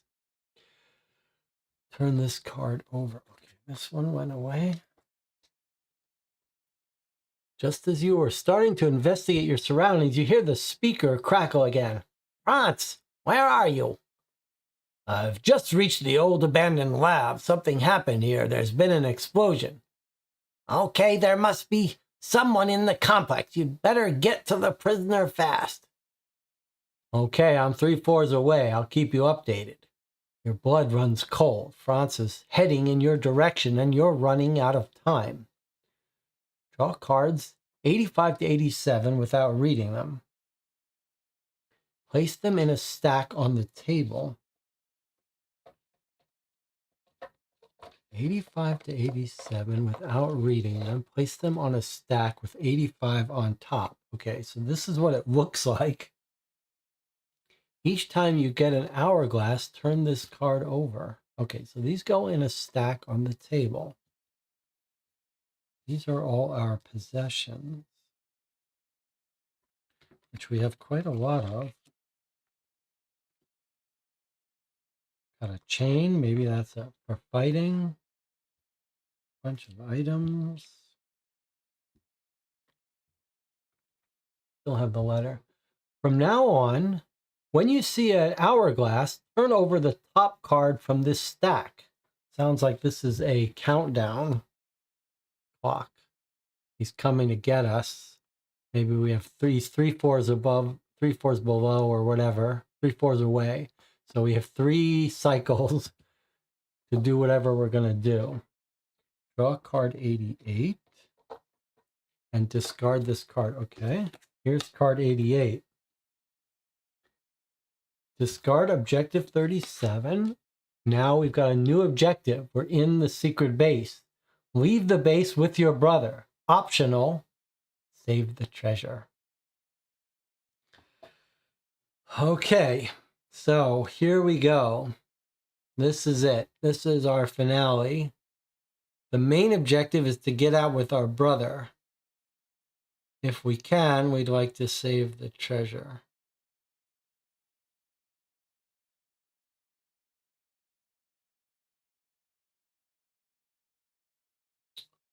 All right. But we are weak, we're mistrusted, we're injured, and we have hypothermia. So we cannot take much damage here. However, there's lots of stuff. Now, let us look at these things again. So if we combine these, actually, there's only 3 little holes if we combine these. Look at this. There's a cloud on this one, and there's a sun on this one.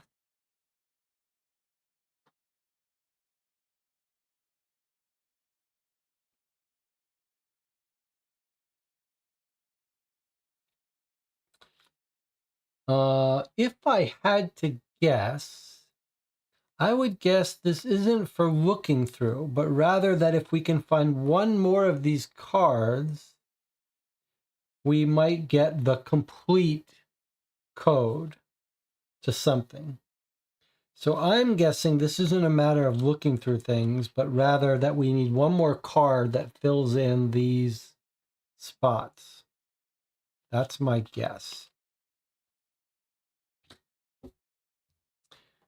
But there's still this thing. I warmly encourage you to read through the lines.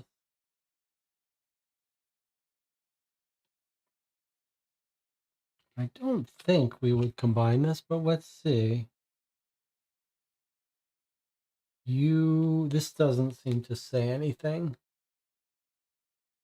You know, it doesn't quite make sense anyway. So we don't know what to do with this. We were thinking this is telling us about the secret message, and it says lemon plus fire gives you the secret message.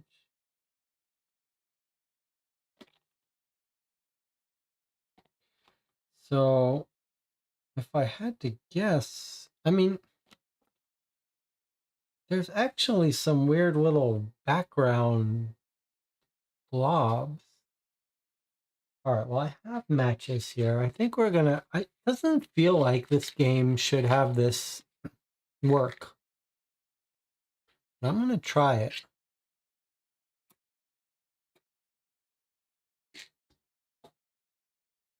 I don't really want to burn this. Is anything happening? I'd rather not have a fire here.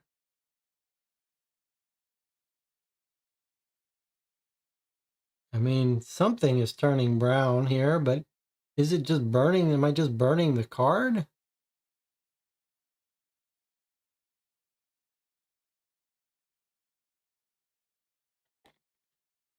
I mean,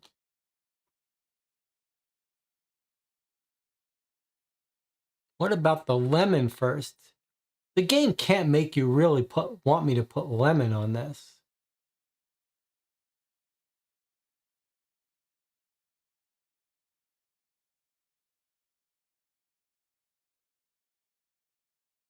All right, we'll keep playing. I mean, I feel like I've just burned this card. Although if we could do this to another card and see if we get similar burn marks. But it just doesn't feel right. But it's an interesting idea. The game can't possibly make me have lemon. I mean, I do have lemon, but surely not. Chain feels like for fighting. I feel like maybe we could have tried to attack the bobcat.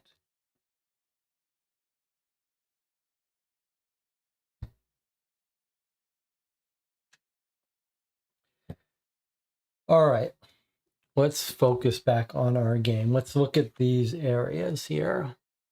Okay, so we're on basement floor 3, I think. I see a little bit of a pipe. We've got a locker that's open. What do we see in here? It looks like a screwdriver, maybe a can of gas, a lab coat, a pipe,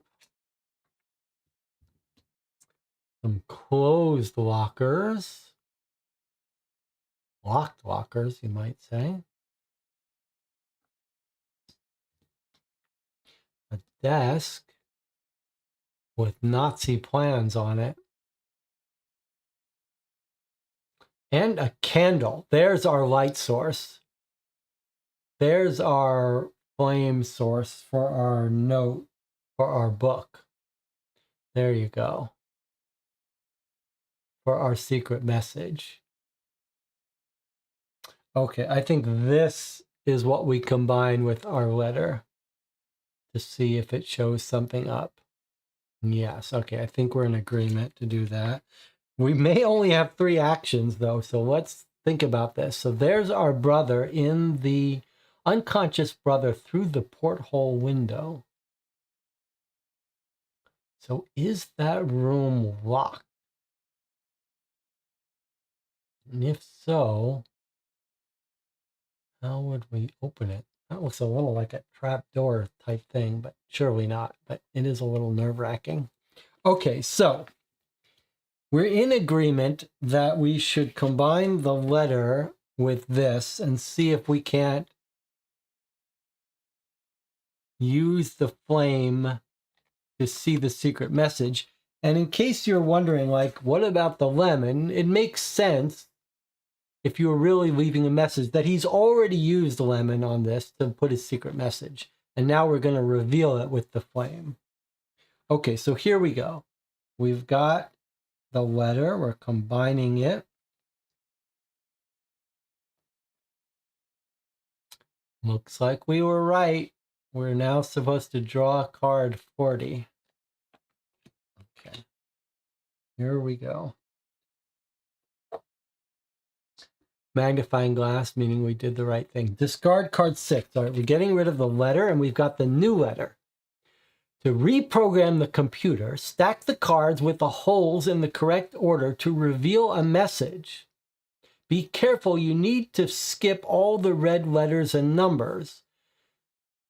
Cloud, moon, sun. Well, it's just as I said. We've got 2 of them. Cloud, moon, sun. So we're missing one.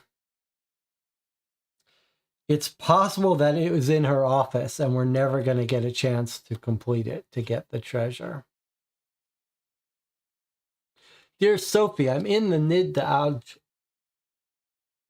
d'Agly refuge on Mont Blanc. I'm about to embark on the greatest adventure of my life because I found a clue about the whereabouts of the Amber Room treasure. In an old German manuscript, the treasure was lost by the Nazis more than 5 decades ago. Can you believe that these beautiful treasures have been hidden in plain wooden boxes in a secret base for 50 years? Plain wooden boxes. I'm so close to getting my hands on it. Unfortunately, not everyone is so thrilled about my discovery. I know I'm being watched and followed. I'm sending this urgent letter and hoping it doesn't fall into the wrong hands. I warmly encourage you to read through the lines. I'll call you in a few days.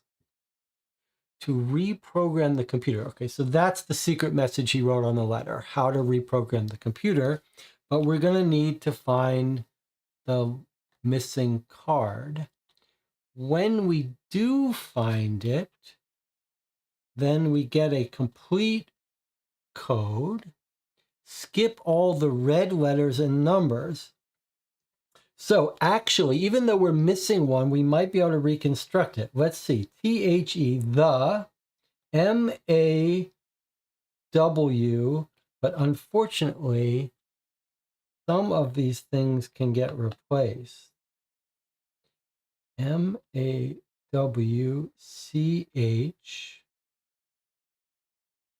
I2NEFCJ, EI2BSBM. Skip all the red letters and numbers. So when we need this other one, I think, to make sense of it.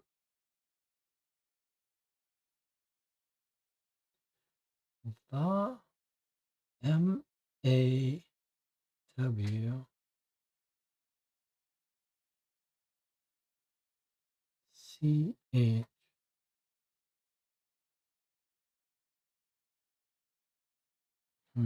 Okay.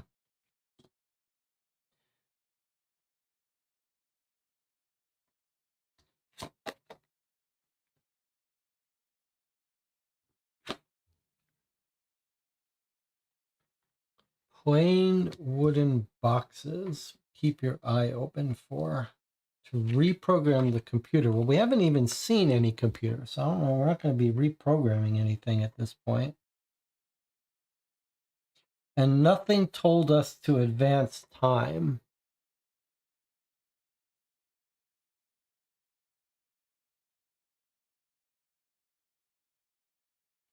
All right, well, what would you like to do? I got some ideas. We could put the chain on the door to slow him down. We could put the screwdriver in the door to slow him down.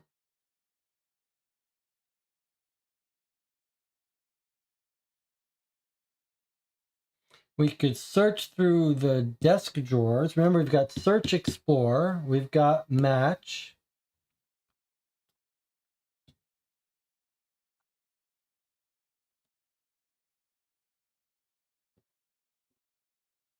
How are we going to get this door open? We could explore this card to see if we can get any clue to how to open the door. I mean, getting the items here seems like a no-brainer.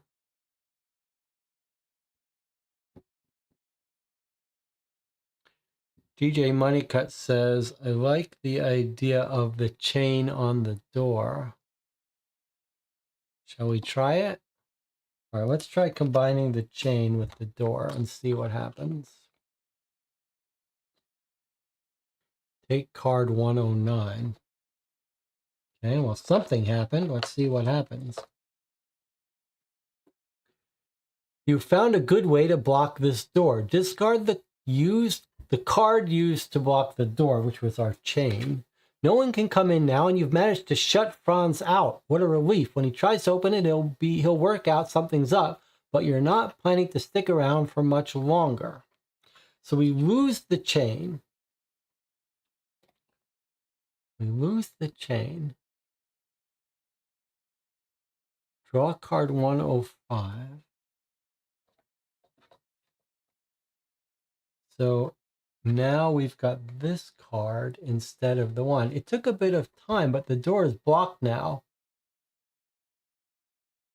Apply an hourglass. I thought this was going to stop us from having to apply hourglasses. All right, so this replaces this. It took a bit of time, but the door is blocked now. Apply an hourglass. Okay. So the rule is each time you get this, turn over this card. Oh, here he is, headed down to us. Discard this card. Okay, so he moved in. He went headed towards us, and now he's here. But instead of when he gets down here, he's not going to be able to come get us. So I guess we've got some more time. But we've lost our chain. All right, well, we need to get our brother out. So it seems like we should search here so we know what we're up against. Let's take a look at this door. The door is magnetically locked, appears to only open from the inside. You can break the porthole with your bare hands, but it'll hurt. If you want to do that, draw card 33. If you want to try something else, set this card down. Whichever you would choose, apply an hourglass.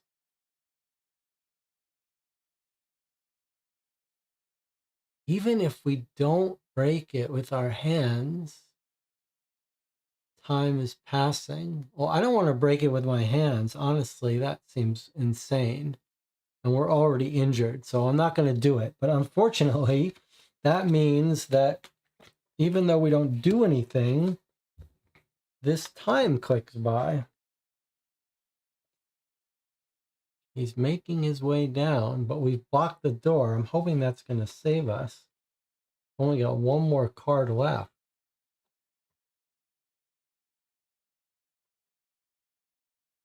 All right. Well, I mean, we've got a screwdriver that we could break through the glass with. I'm inclined to try that. Take the screwdriver and try to break in with that. What do you think? Melissa says screwdriver. All right, let's try it. So we're going to search the screwdriver and gasoline. You find a screwdriver. There's also a tablet left open on a conversation. As you pick it up, you knock over a can, spilling a strange red liquid on the ground. Oh, shit. All right. So first we get our screwdriver. A tablet left open. Draw 95. I found signs of the young man at Nid the Ajli refuge. He knows how to program the computer to move the treasure to the heliport. Trying to get the information discreetly. Young man got suspicious and refused to tell me anything. He was about to run off, so I had to act quickly and knock him out. What should I do? Take him back to the base through the cave's secret passage. Do it quickly. Make sure no one sees you. Did you manage to get him to cooperate and run the computer? I had to strong-arm him a bit, but yes, we ended up cracking the machine password. Red was the issue. It's all okay. We can bring up the treasure. Very good. Helicopter is scheduled for tomorrow night.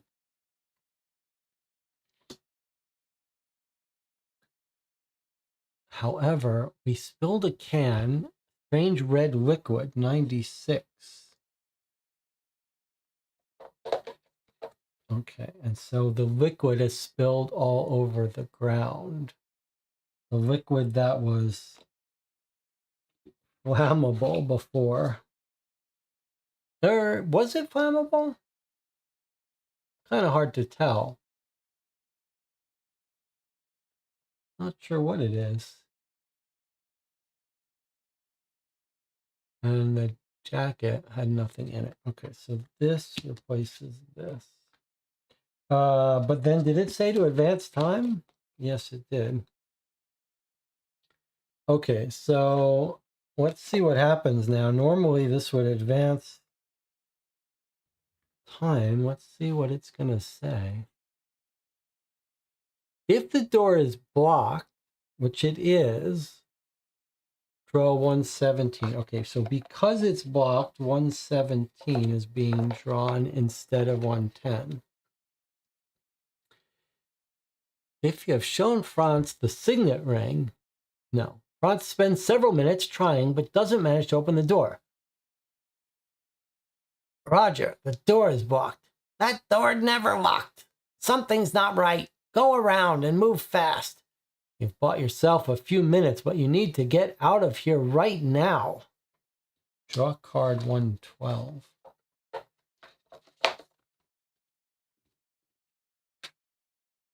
You think you're out of the woods when you hear an alarm. The members of the Brotherhood will be here any moment.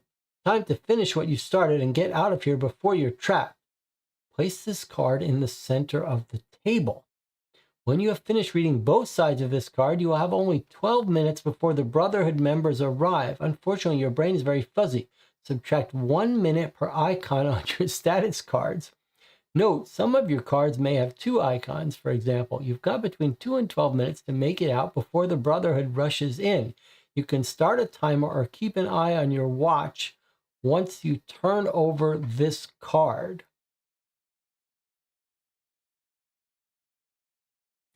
Okay, so it's a clever little real-time thing here. Got 12 minutes left. But we're supposed to count the icons against us. So let's see. 1, 2, 3, 4. And I guess the fact she's weak doesn't help us. Doesn't hurt us. 1, 2, 3, 4. So 4 minus 12, or 12 minus 4 would be 8 minutes we should normally have. But when we play, we've got a common thing. We multiply time taken for the channel by 3. So as I calculate, we actually have 3 times 8, which is 24 minutes. Okay. So 24 minutes once we flip over that card.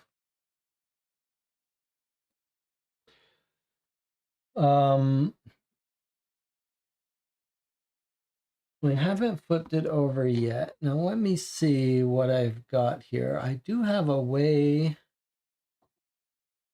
to put an overlay on us.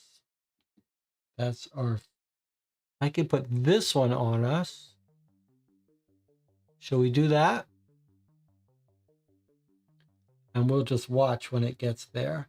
I could do the countdown, but I don't have a good way to modify that. So let's just do a count up. That way we can be a little,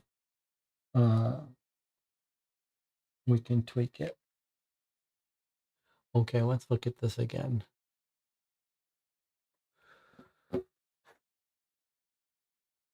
So 8 minutes, but we multiply by 3 because every time we play something on the channel, that's the multiplier. That's how much longer it takes us than the game says. Just like it says this is a 60-minute game, but we're now on 2.5 hours. All right. When you finish reading both sides, you have 12 minutes. All right, so we get to read the other side, and then we start our timer.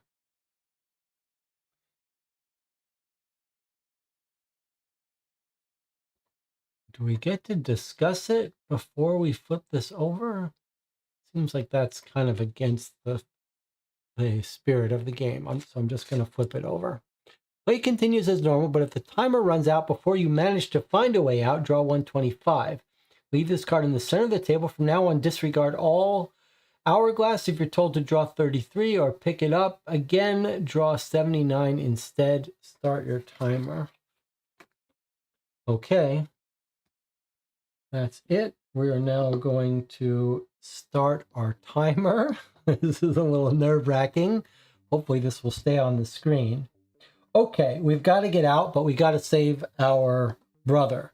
So let's try using the screwdriver on the door. The door is magnetically locked and appears to only open from the inside. You can break the portal open with the screwdriver, but it'll hurt. Well, magnetically locked. I don't see a better way to do it. We don't have time to mess around. Do you see any other way to activate the magnetic stuff on this door? There's no control panel that I can see. I think we're just going to have to do it.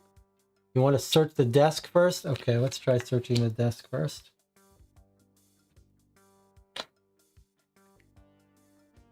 As you search the papers on the desk, you find an old punch card and a safety notice from the base. 97, 98, 99. Oh my God, that's our code. 97, 98, and 99. And then apply the hourglass, which we ignore. Okay, 97. The base has a state-of-the-art security system. In the event of a fire, the armored door leading to the elevator will unlock. Professor Camerer's ventilation system will evacuate any toxic fumes in seconds. So we could start a fire. Will it open the door that he's in? Okay. And then we've got this, which we can now unlock with our secret code. And then this comes out. I don't know why it's different. Can we search it again? Does that mean? I mean, it looks identical.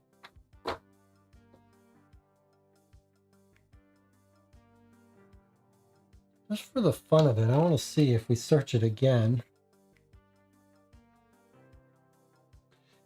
There's nothing useful here. All that's left is a huge pile of papers, are all in German. If you want to use the candle to set them on fire, draw 121. Because we think that the fire's exhaust is going to put out and the elevator will unlock. Armored door. I don't know what that door is, but I want to try it. Let's do it. Let's light the papers on fire. 121. Any objection? I hope this won't let them in to get us. You can access the computer, card 100. No, we don't know where any computer is. Everything immediately catches fire and thick black smoke fills the air that triggers the base's security system, signaling an emergency evacuation. The door leading to the freight elevator suddenly unlocks. Is this going to let them in? Draw 100 and 101. This could kill us. I could have killed us in panic. Hey, look, it opened up. It did open up into him. Okay. Draw 100 and 101. Smoke is quickly absorbed by the emergency ventilation system. The intense fire heats up the surrounding air quickly. Discard 24. We're no longer hypothermic. I guess that might mean we have more time. If you set fire to the cupboard, 103. If you set fire to the desk, 102. Okay, so look at this. We set fire to the desk. It's still on fire. That replaces that. And then return this card to the deck. 121. Don't really have time to mess around with this. I've got to get out of here. Okay, but now it brought out cards 100 and 101. Look at what these cards are. It opened the door to him. And that's the elevator he's in. Oh, whoa, look at this. That looks like the computer. The computer seems to control the freight elevator, allows crates to be brought out. You could reprogram it to stop the Brotherhood stealing the treasure. All right. Well, let's get the... Well, he can stay. He's just asleep. That's how we're going to get out of here. All right, we got to reprogram this computer. We've got the third card. All right, what was the order? Cloud, moon, sun, I think it was. Cloud, moon, sun. If that's right, we should be able to read a message by skipping the red. What is the message? Thema.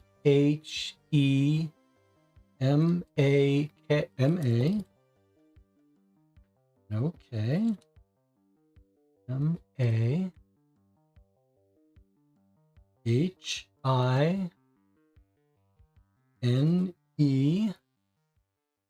HINECODES24.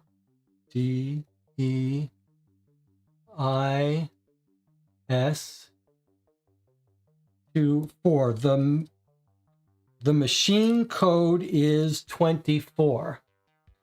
The machine code is 24, as long as you skip all the reds. Okay, so 24, we're reprogramming it. Here we go. Card 24. How's our time?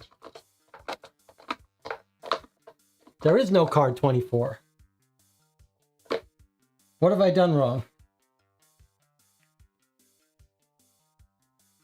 What have I done wrong?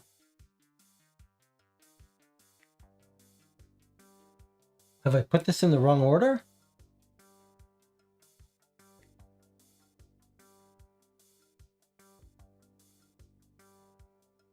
Do we have to interact with this more? Okay, let's see. Let's search, gather. Looks like you might be able to reprogram the computer, but how? Reprogram it, draw 100 plus the computer code. Okay, so code is 24, 124. All right, good work, channel. 124 is a magnifying glass. Whether you actually understand the holes in the cards or it's just blind luck, you managed to reprogram the computer. The Brotherhood are now unable to bring up the treasure without spending several days cracking the new codes. There's nothing more you can do with the computer. You need to get out of here. Discard the 3 cards with the holes. Slide this card beneath your character card. We've got the treasure. You just have to escape. Okay. What's next? Interact with the brother. Let's pick him up. Let's get in that elevator and get out of here. So, interact. John's lying on the floor unconscious. The elevator doesn't have a button, just a small round hole engraved on the control panel. We don't have the signet ring that's going to let us get out. We don't have it. How about the screwdriver? Can we try putting the screwdriver in there? I don't know what else there is for us to do. Let's try using the screwdriver. You can use the screwdriver to dismantle the control panel. If you want to dismantle it, draw 115. Otherwise, set this card down. It's the only thing we can do. We have to do it. 115. Search the closed lockers before we do that. Okay, you're right. You're right. Let's search the lockers. Maybe we'll find the ring in the closed lockers. The door's shut and it's impossible to open. The handle has been removed. All that's left is a small slot that could fit a flat screwdriver here. Head, it looks to be a lock, but how are you going to turn it? Okay, that's it. Screwdriver. The door's shut, handle's been removed. All that's left is a small slot. You attempt to use your screwdriver to turn it. Draw card 116.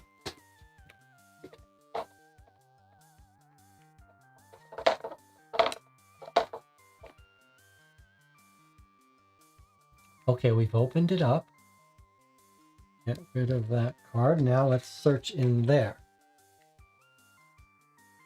As you scrabble about, you find some sort of safety notice. Draw 120. That does not seem like it's what we want. We want the ring. Elevator. Wiring for the safety switch. Aha. Oh boy, we're going to have to solve this puzzle on time. All right, but this is important because this is how we're going to rewire the switch, I guess. All right, well, we didn't find the ring, but we did find how to rewire it. So now we are going to Go back in the elevator. Use the screwdriver to unlock the safety panel. Too bad we didn't find this ring. I don't know where this ring was. Draw 115. We're going to dismantle it. We're going to have to rewire it. There's nothing else to do. Okay, so we're going to have to draw a red, yellow, green 3-digit card. The cables have been cut. How should they be connected? If you need a clue, turn it over.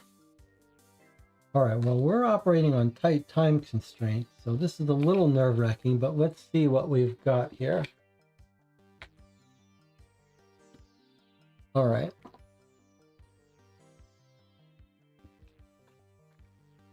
I can't really see this.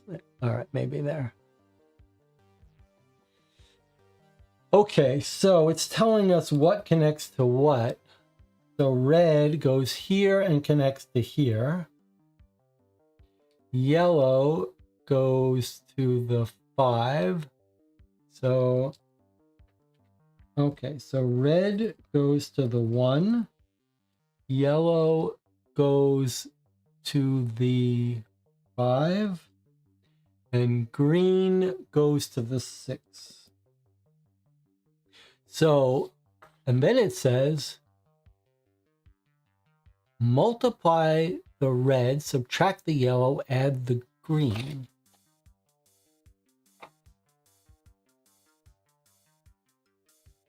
Multiply the red, subtract the yellow, add the green.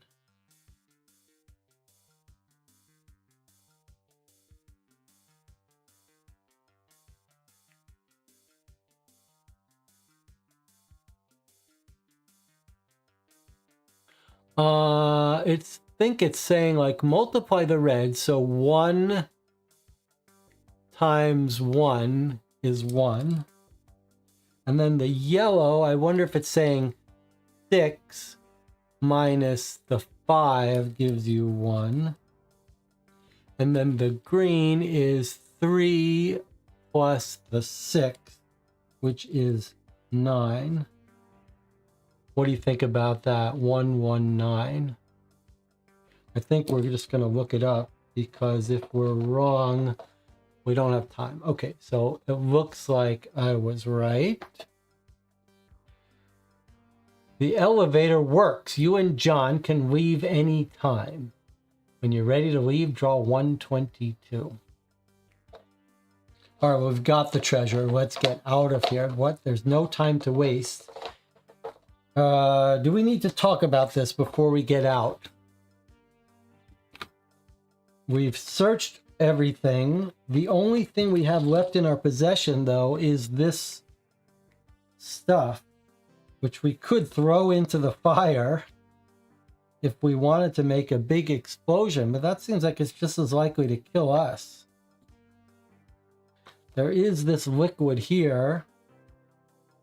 Doesn't feel like any of that's going to help us. We do have a match too. We could throw it on this liquid.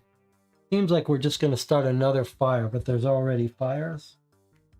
So it seems to me that we are done here. Let's get out of here. 122. If you want to leave with things as they are, I mean, we've got the treasure, we've got the brother. I think it's time to go. Turn this card over. If you have the... Stop the timer. All right, 1338. I think that's reasonable. I think that is reasonable. We'll consider it successful. Time hasn't run out. If you have the treasure, we absolutely do. Draw card 127. Everyone says run. All right, here's card 127. If you have the outcast card, we don't have the outcast card. We have a mistrust card right here, but I think mistrust would turn to outcast if they made you flip it, but we didn't flip it. So we get to keep reading. A service to humanity. You press the elevator's exit button frantically. As you start to climb, you catch a glimpse of the members of the Brotherhood as they burst in by breaking down the stairwell door. That was close.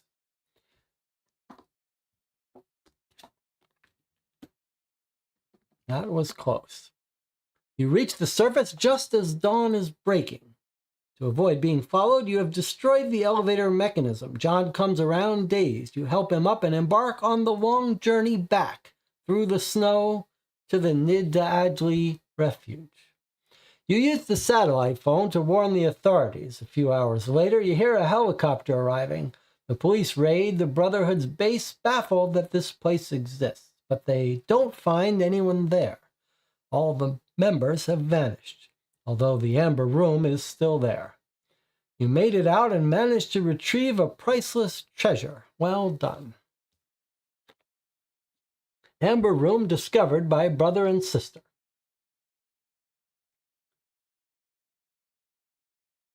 Is this actual text we can read? It's a little small. Amber Room discovered by brother and sister, Lorem Ipsum Dolor. Okay, so it's not real text. Well, we did it. We solved the case. We rescued our brother.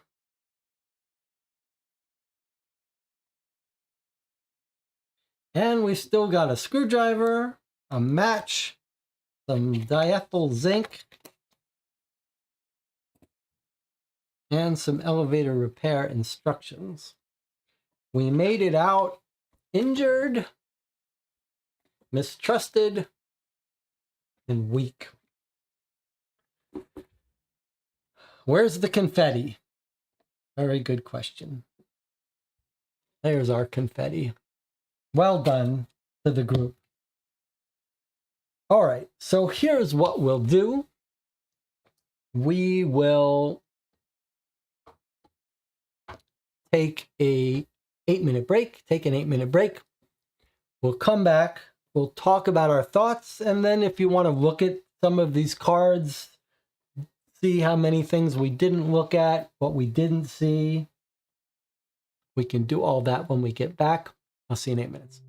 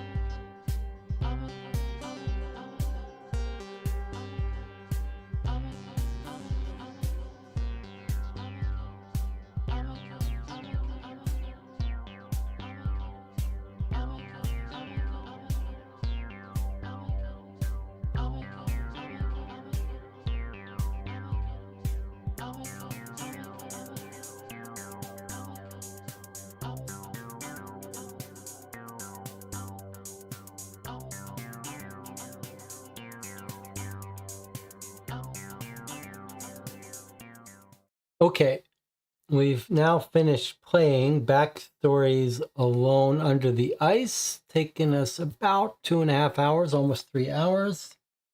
Let's see what the chat thinks. Philip says, terrific system, very short. I won't look at the extra cards because I still feel like I could buy this and enjoy a playthrough. It says it's replayable, but really if you finish correctly, why would you want to play again? All the other scenarios seem like you die.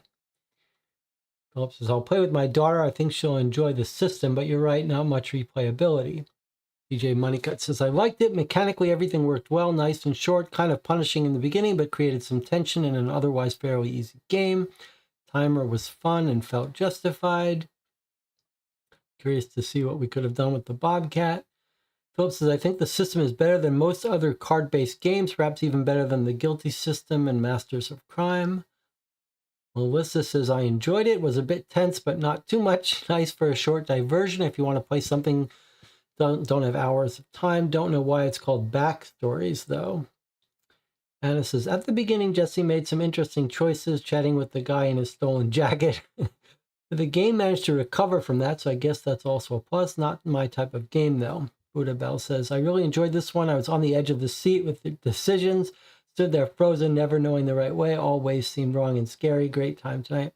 Phillips says, not as hard as Guilty, on par with Masters of Crime. Okay, I don't really...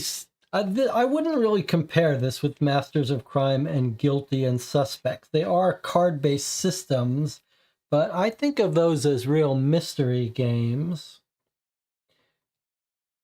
Masters of Crime, I don't remember. Masters of Crime had real moral choices and stuff. This was much more of an adventure game, I would call it. Like a choose-your-own adventure game with some clever stuff, though. So let me talk about my thoughts. They're almost all very positive. I think we need to get out of the way the first part about the replayability, because I think that's the most glaring limitation here. As Melissa was saying, having gone through this, the start of the game says basically this scenario, you're trying to rescue your brother and you'd also like to find this treasure. Given that we've got the brother and the treasure, it really seems like there's no point to playing this again. Now, is it possible that there's a better ending? I suppose there might be a better ending involving us rounding up and capturing this brotherhood of Nazis, but it doesn't feel like there's anything else to do here.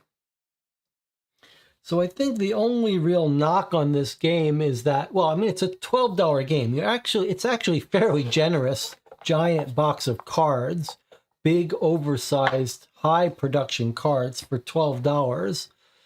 In terms of components, that's very cheap. And it'll probably get cheaper as this thing goes on sale. So it's a reasonable price, but you're still talking about paying $12 for an hour or two of gameplay.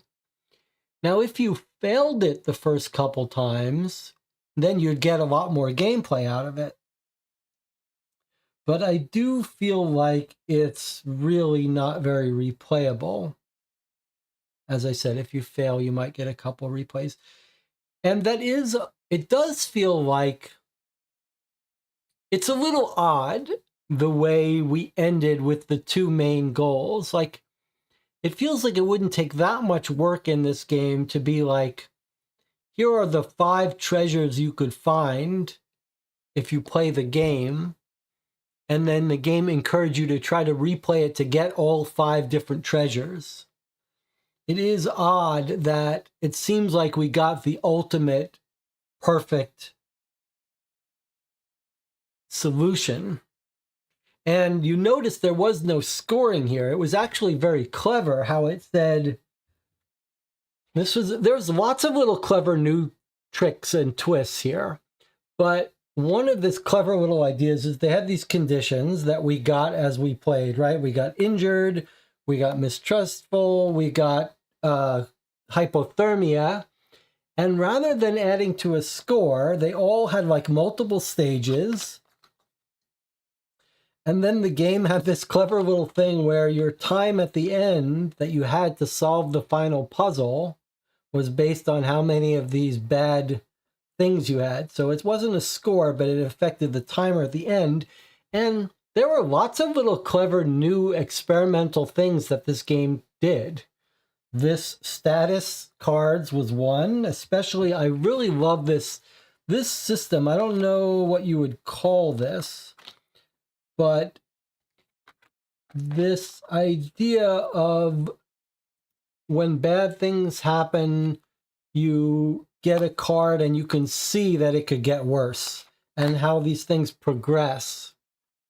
And this use of these symbols was actually very clever too, because they had a gross effect, which is they cut down the time that you had at the end, but they also occasionally had a story effect that said, if you have this symbol showing, then you branch off to this different path. And then they all keep getting worse.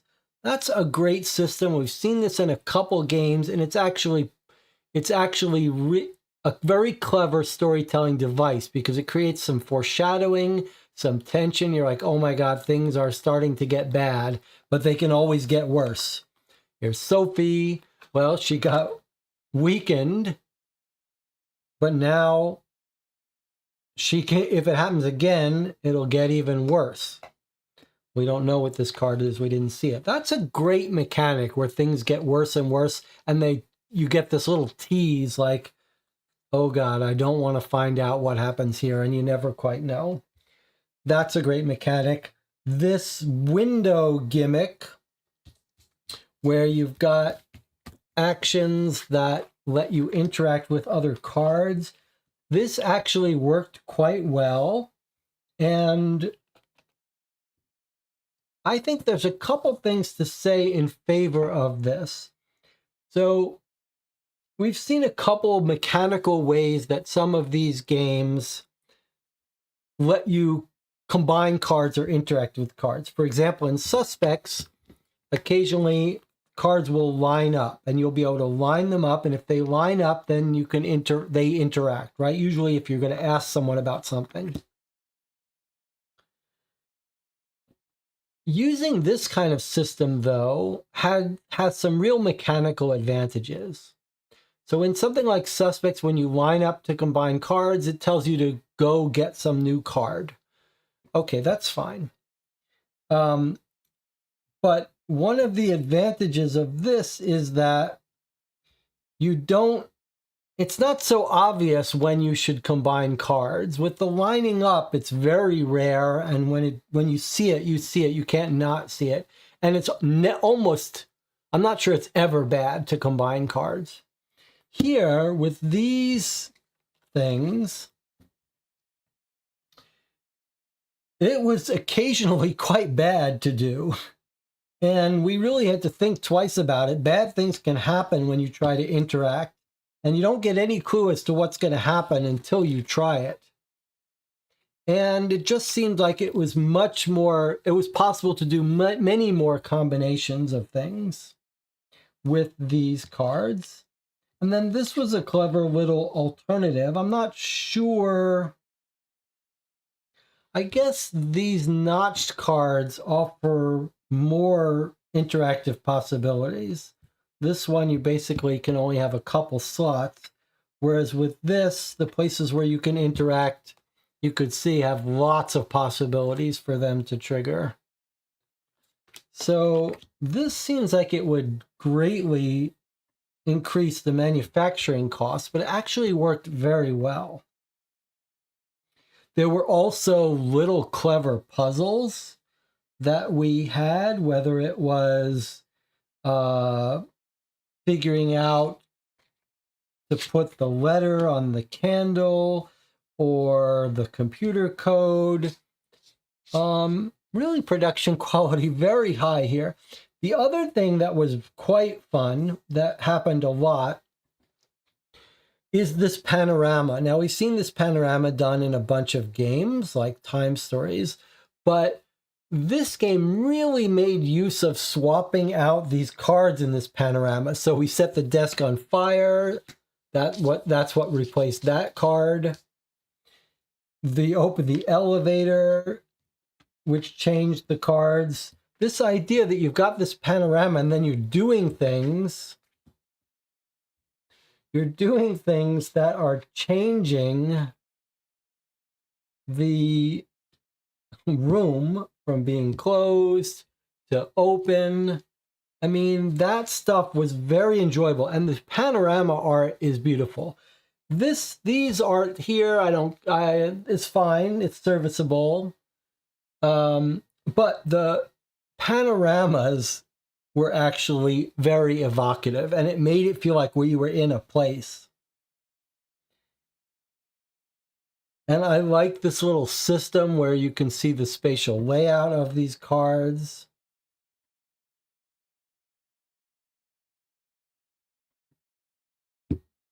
So that's another mechanical detail. But the other thing I wanted to say was that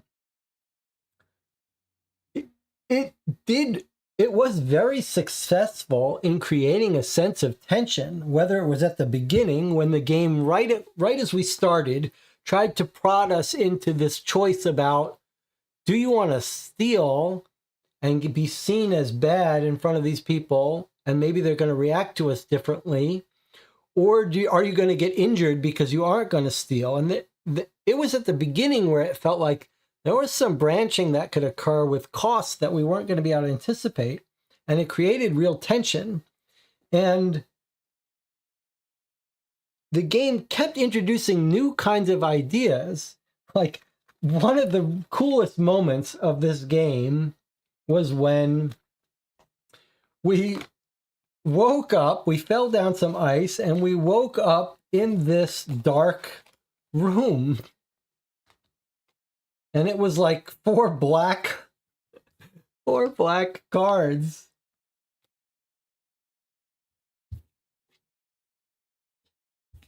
Four black cards. And that was a very cool moment where we were in the dark. And you could hear danger, danger. And as we moved around in this room, it was a little puzzle. And then we got these matches, which allowed us to look around to see what we could see with the only 3 matches that got used up. And this absolutely did feel like a little mini puzzle with multiple solutions. And we did logic our way out of it with some help from Philip, who we looked at this card, we realized this was an electrical panel, we realized we would get electrocuted from it. We kept looking around, we used the light to check out the Bobcat, realized we shouldn't mess with him. Probably if you tried to kick your feet around in this room or use your hands to feel around, that would not have gone well to pet the little Bobcat in the dark. But we logicked out how to solve this puzzle, and that gave us one way out of the room. There were probably a bunch of different ways out of that room, one involving the Bobcat. Quite cool. So really, a very, very successful adventure game. Different, with some unique ideas, fun. The story was reasonably good. It felt small in scale, but lots of fun stuff in here. I would highly recommend this to a younger group. I do think you're not going to get much replay, but nothing gets destroyed here, right? You play it, you finish it, you pass it along to someone else.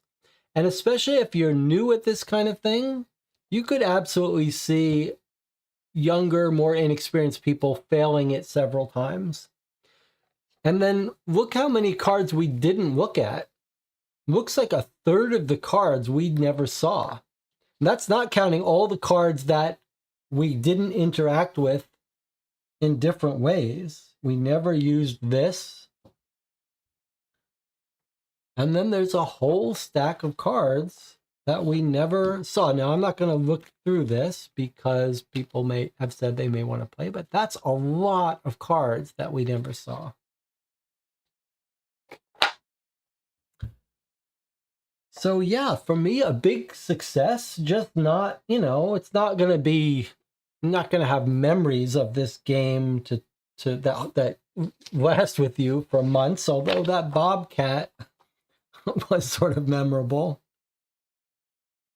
And a real sense of danger. I did appreciate that. Too often in these games, we feel like, well, we can go anywhere in any order. It's never going to make a difference. When you play Suspects, you never feel like you're at risk. You're in danger. It's just a matter of how can you efficiently use your time. Here, there's not it wasn't really a fear of time until the end, though, than there was, but more I feel like making bad mistakes could cost you. And at least here, it certainly felt like this was an issue where if you're smart, you're going to get out of here without too much damage. Like at the end, at the end, we figured out how to get that kid out without hurting ourselves. And then, yeah, I almost made some bad mistakes.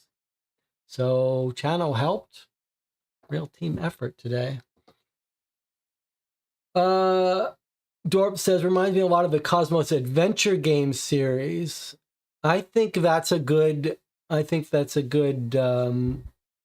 comparison. The Adventure Game series, which I have on the shelf there, I've played 2 of the Dungeon and Monochrome Inc. that I really liked.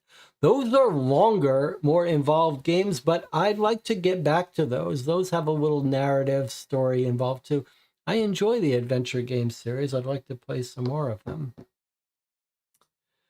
Philip says, imagine the system on a bigger, longer scale. Yes, you better use of status than 7 Citadel.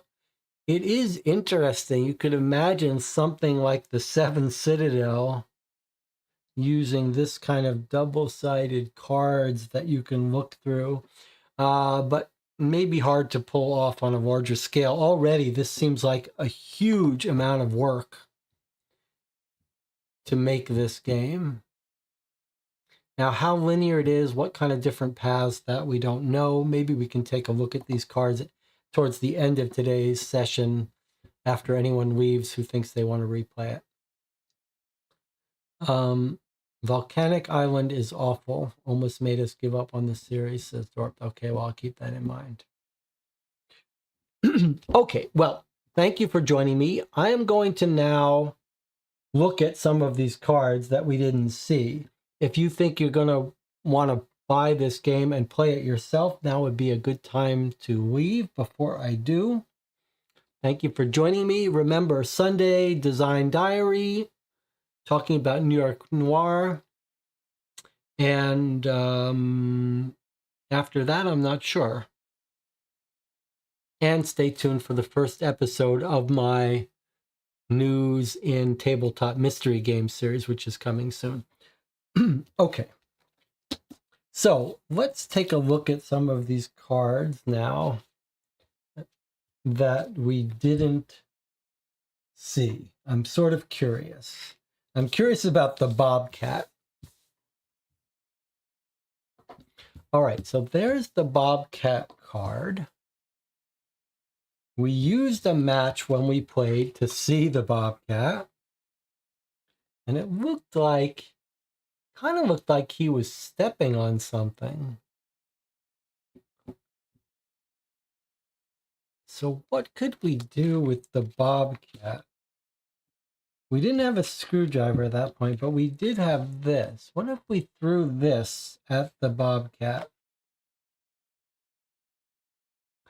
Okay, so if you try to throw this thing at the bottom, actually, before we do that, before we throw the thing, I want to see what would have happened if you tried to search with your hands and your feet where the Bobcat was. Where is that card? What if you asked the Bobcat about your brother, John? No, that doesn't work. Okay, let's find the search with hand and feet.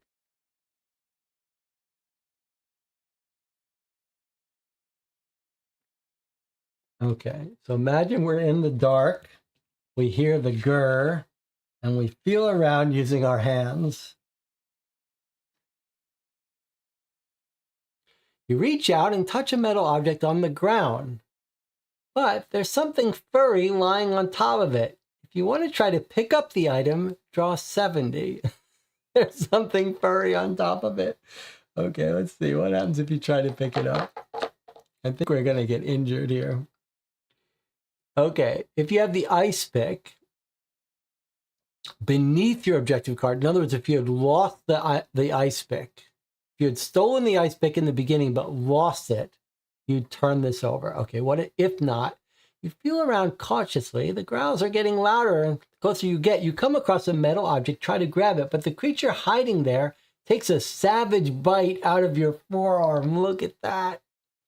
Draw 33. Okay, so 33 we already had. 33 was the injured, so you'd get doubly wounded.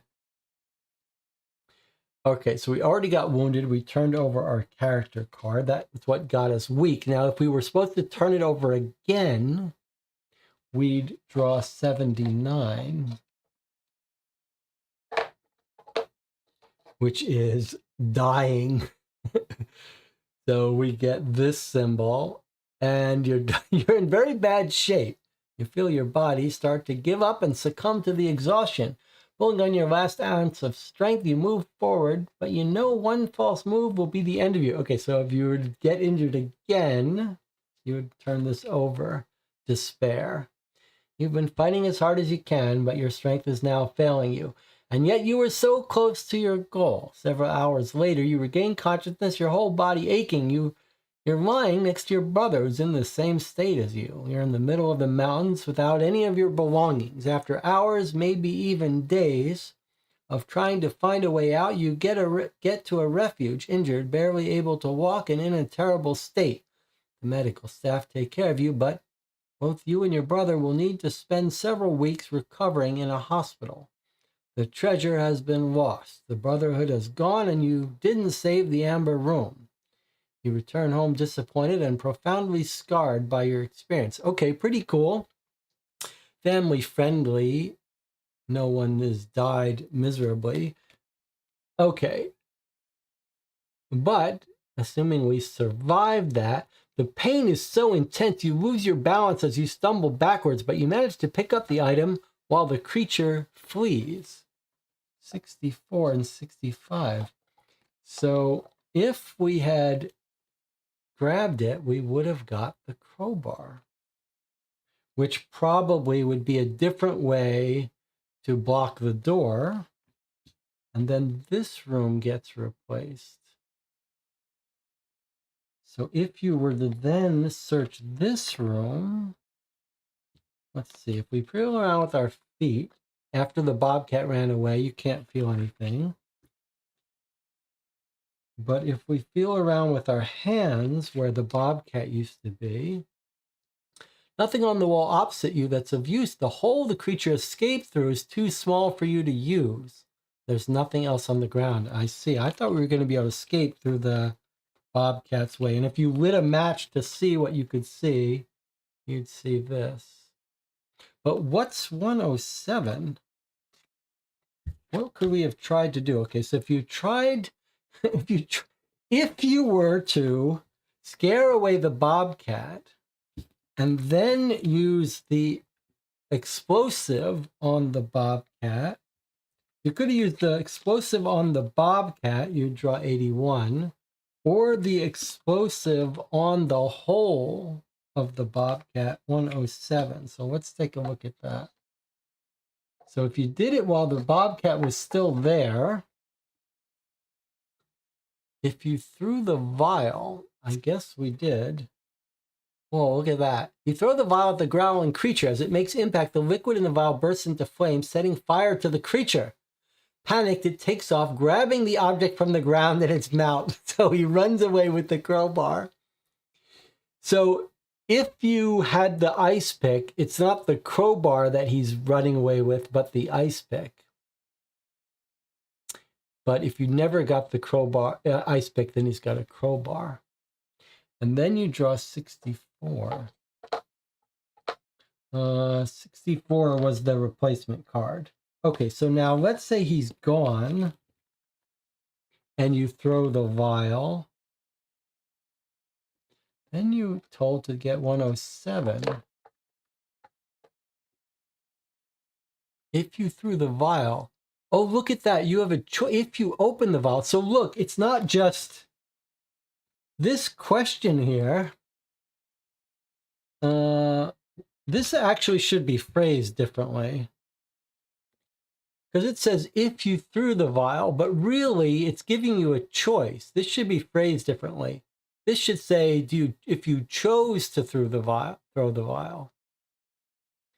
So if you don't want to throw the vial, you launch at the creature with the chain in your hand. Okay, that's if you want to use the chain. But you could open the vial carefully. You open the vial carefully, but as soon as the air hits it, the pyrophoric liquid ignites. Clearly wasn't your best idea. Intense heat emanating from the vial burns your hands. You get injured. If you're in the dark, 106. If you're not in the dark, 123. So if you were in the dark, what happens? You get this card. The creature's fled. Then you turn over. Otherwise, you can see, you get a look at the room. All three places in the room. You have had enough time to work out where you are. It's an abandoned lab. There's an electric meter on the left. Pipe runs across the ceiling, punctured, leaking. Big desk, and a hole that the creature went through. On the far right, several wall pipes marked gas and a closed elevator door. So you can see there's lots of stuff you could have done in that room to fool around. If you had tried to open that leaking, dripping water, you no doubt would have gotten electrically shocked. We know if you had turned on the electricity and opened the gas, you would have had an explosion.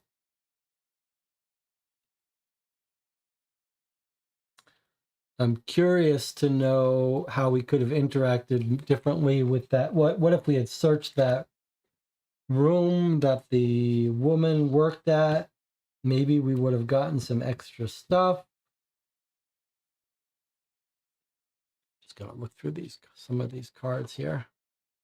Ice pick. It looks like there's a different jacket you could have taken. Could have stolen some money. Could have found a signet ring that probably would have opened the elevator, a padlock key. If we had searched her desk. So if we wanted to keep looking, let's see what would have happened. Try to open the first door quietly, but you weren't quiet enough. The manager catches you off guard. Right, that's it. Haven't you done enough? I know you want to find your brother, but he's not hiding in my office or my drawers. You try to mumble some excuses, but there's nothing you can say. She's not listening. The manager escorts you to the exit and gestures for you to leave. It's time you left. Kicks you right out. Take what you want and get out. I don't want a thief in my refuge. That's what we figured out. Could have gotten jacket, different ways, big explosion. Big fire. We could have set the locker aflame. We could have broken in with our hands and gotten all cut up.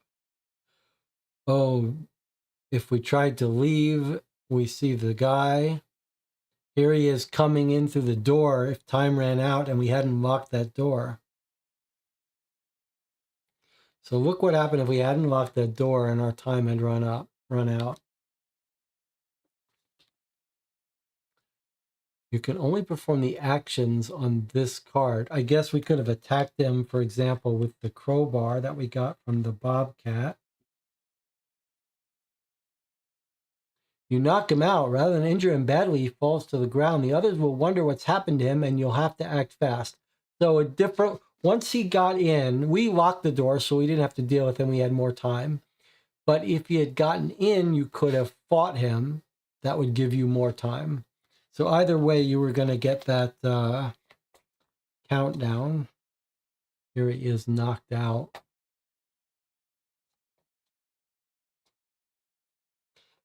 Oh, and here are some different endings. All right, so if you think you want to replay this, don't look at these. But it looks like there are only really a couple different endings. One ends with you captured,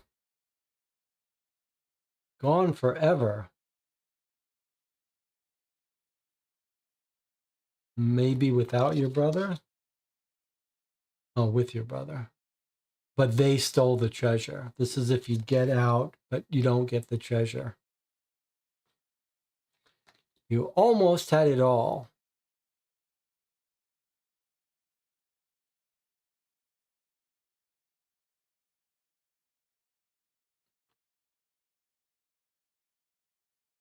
But you don't get the treasure. You'll now be stuck. It'll now be stuck in the mountain. I'm not sure what's the difference between these two. This is if they get the treasure.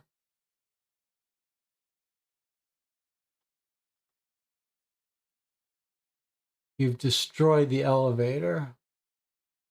I see. You can destroy it so that no one can get the treasure. Not you, not them.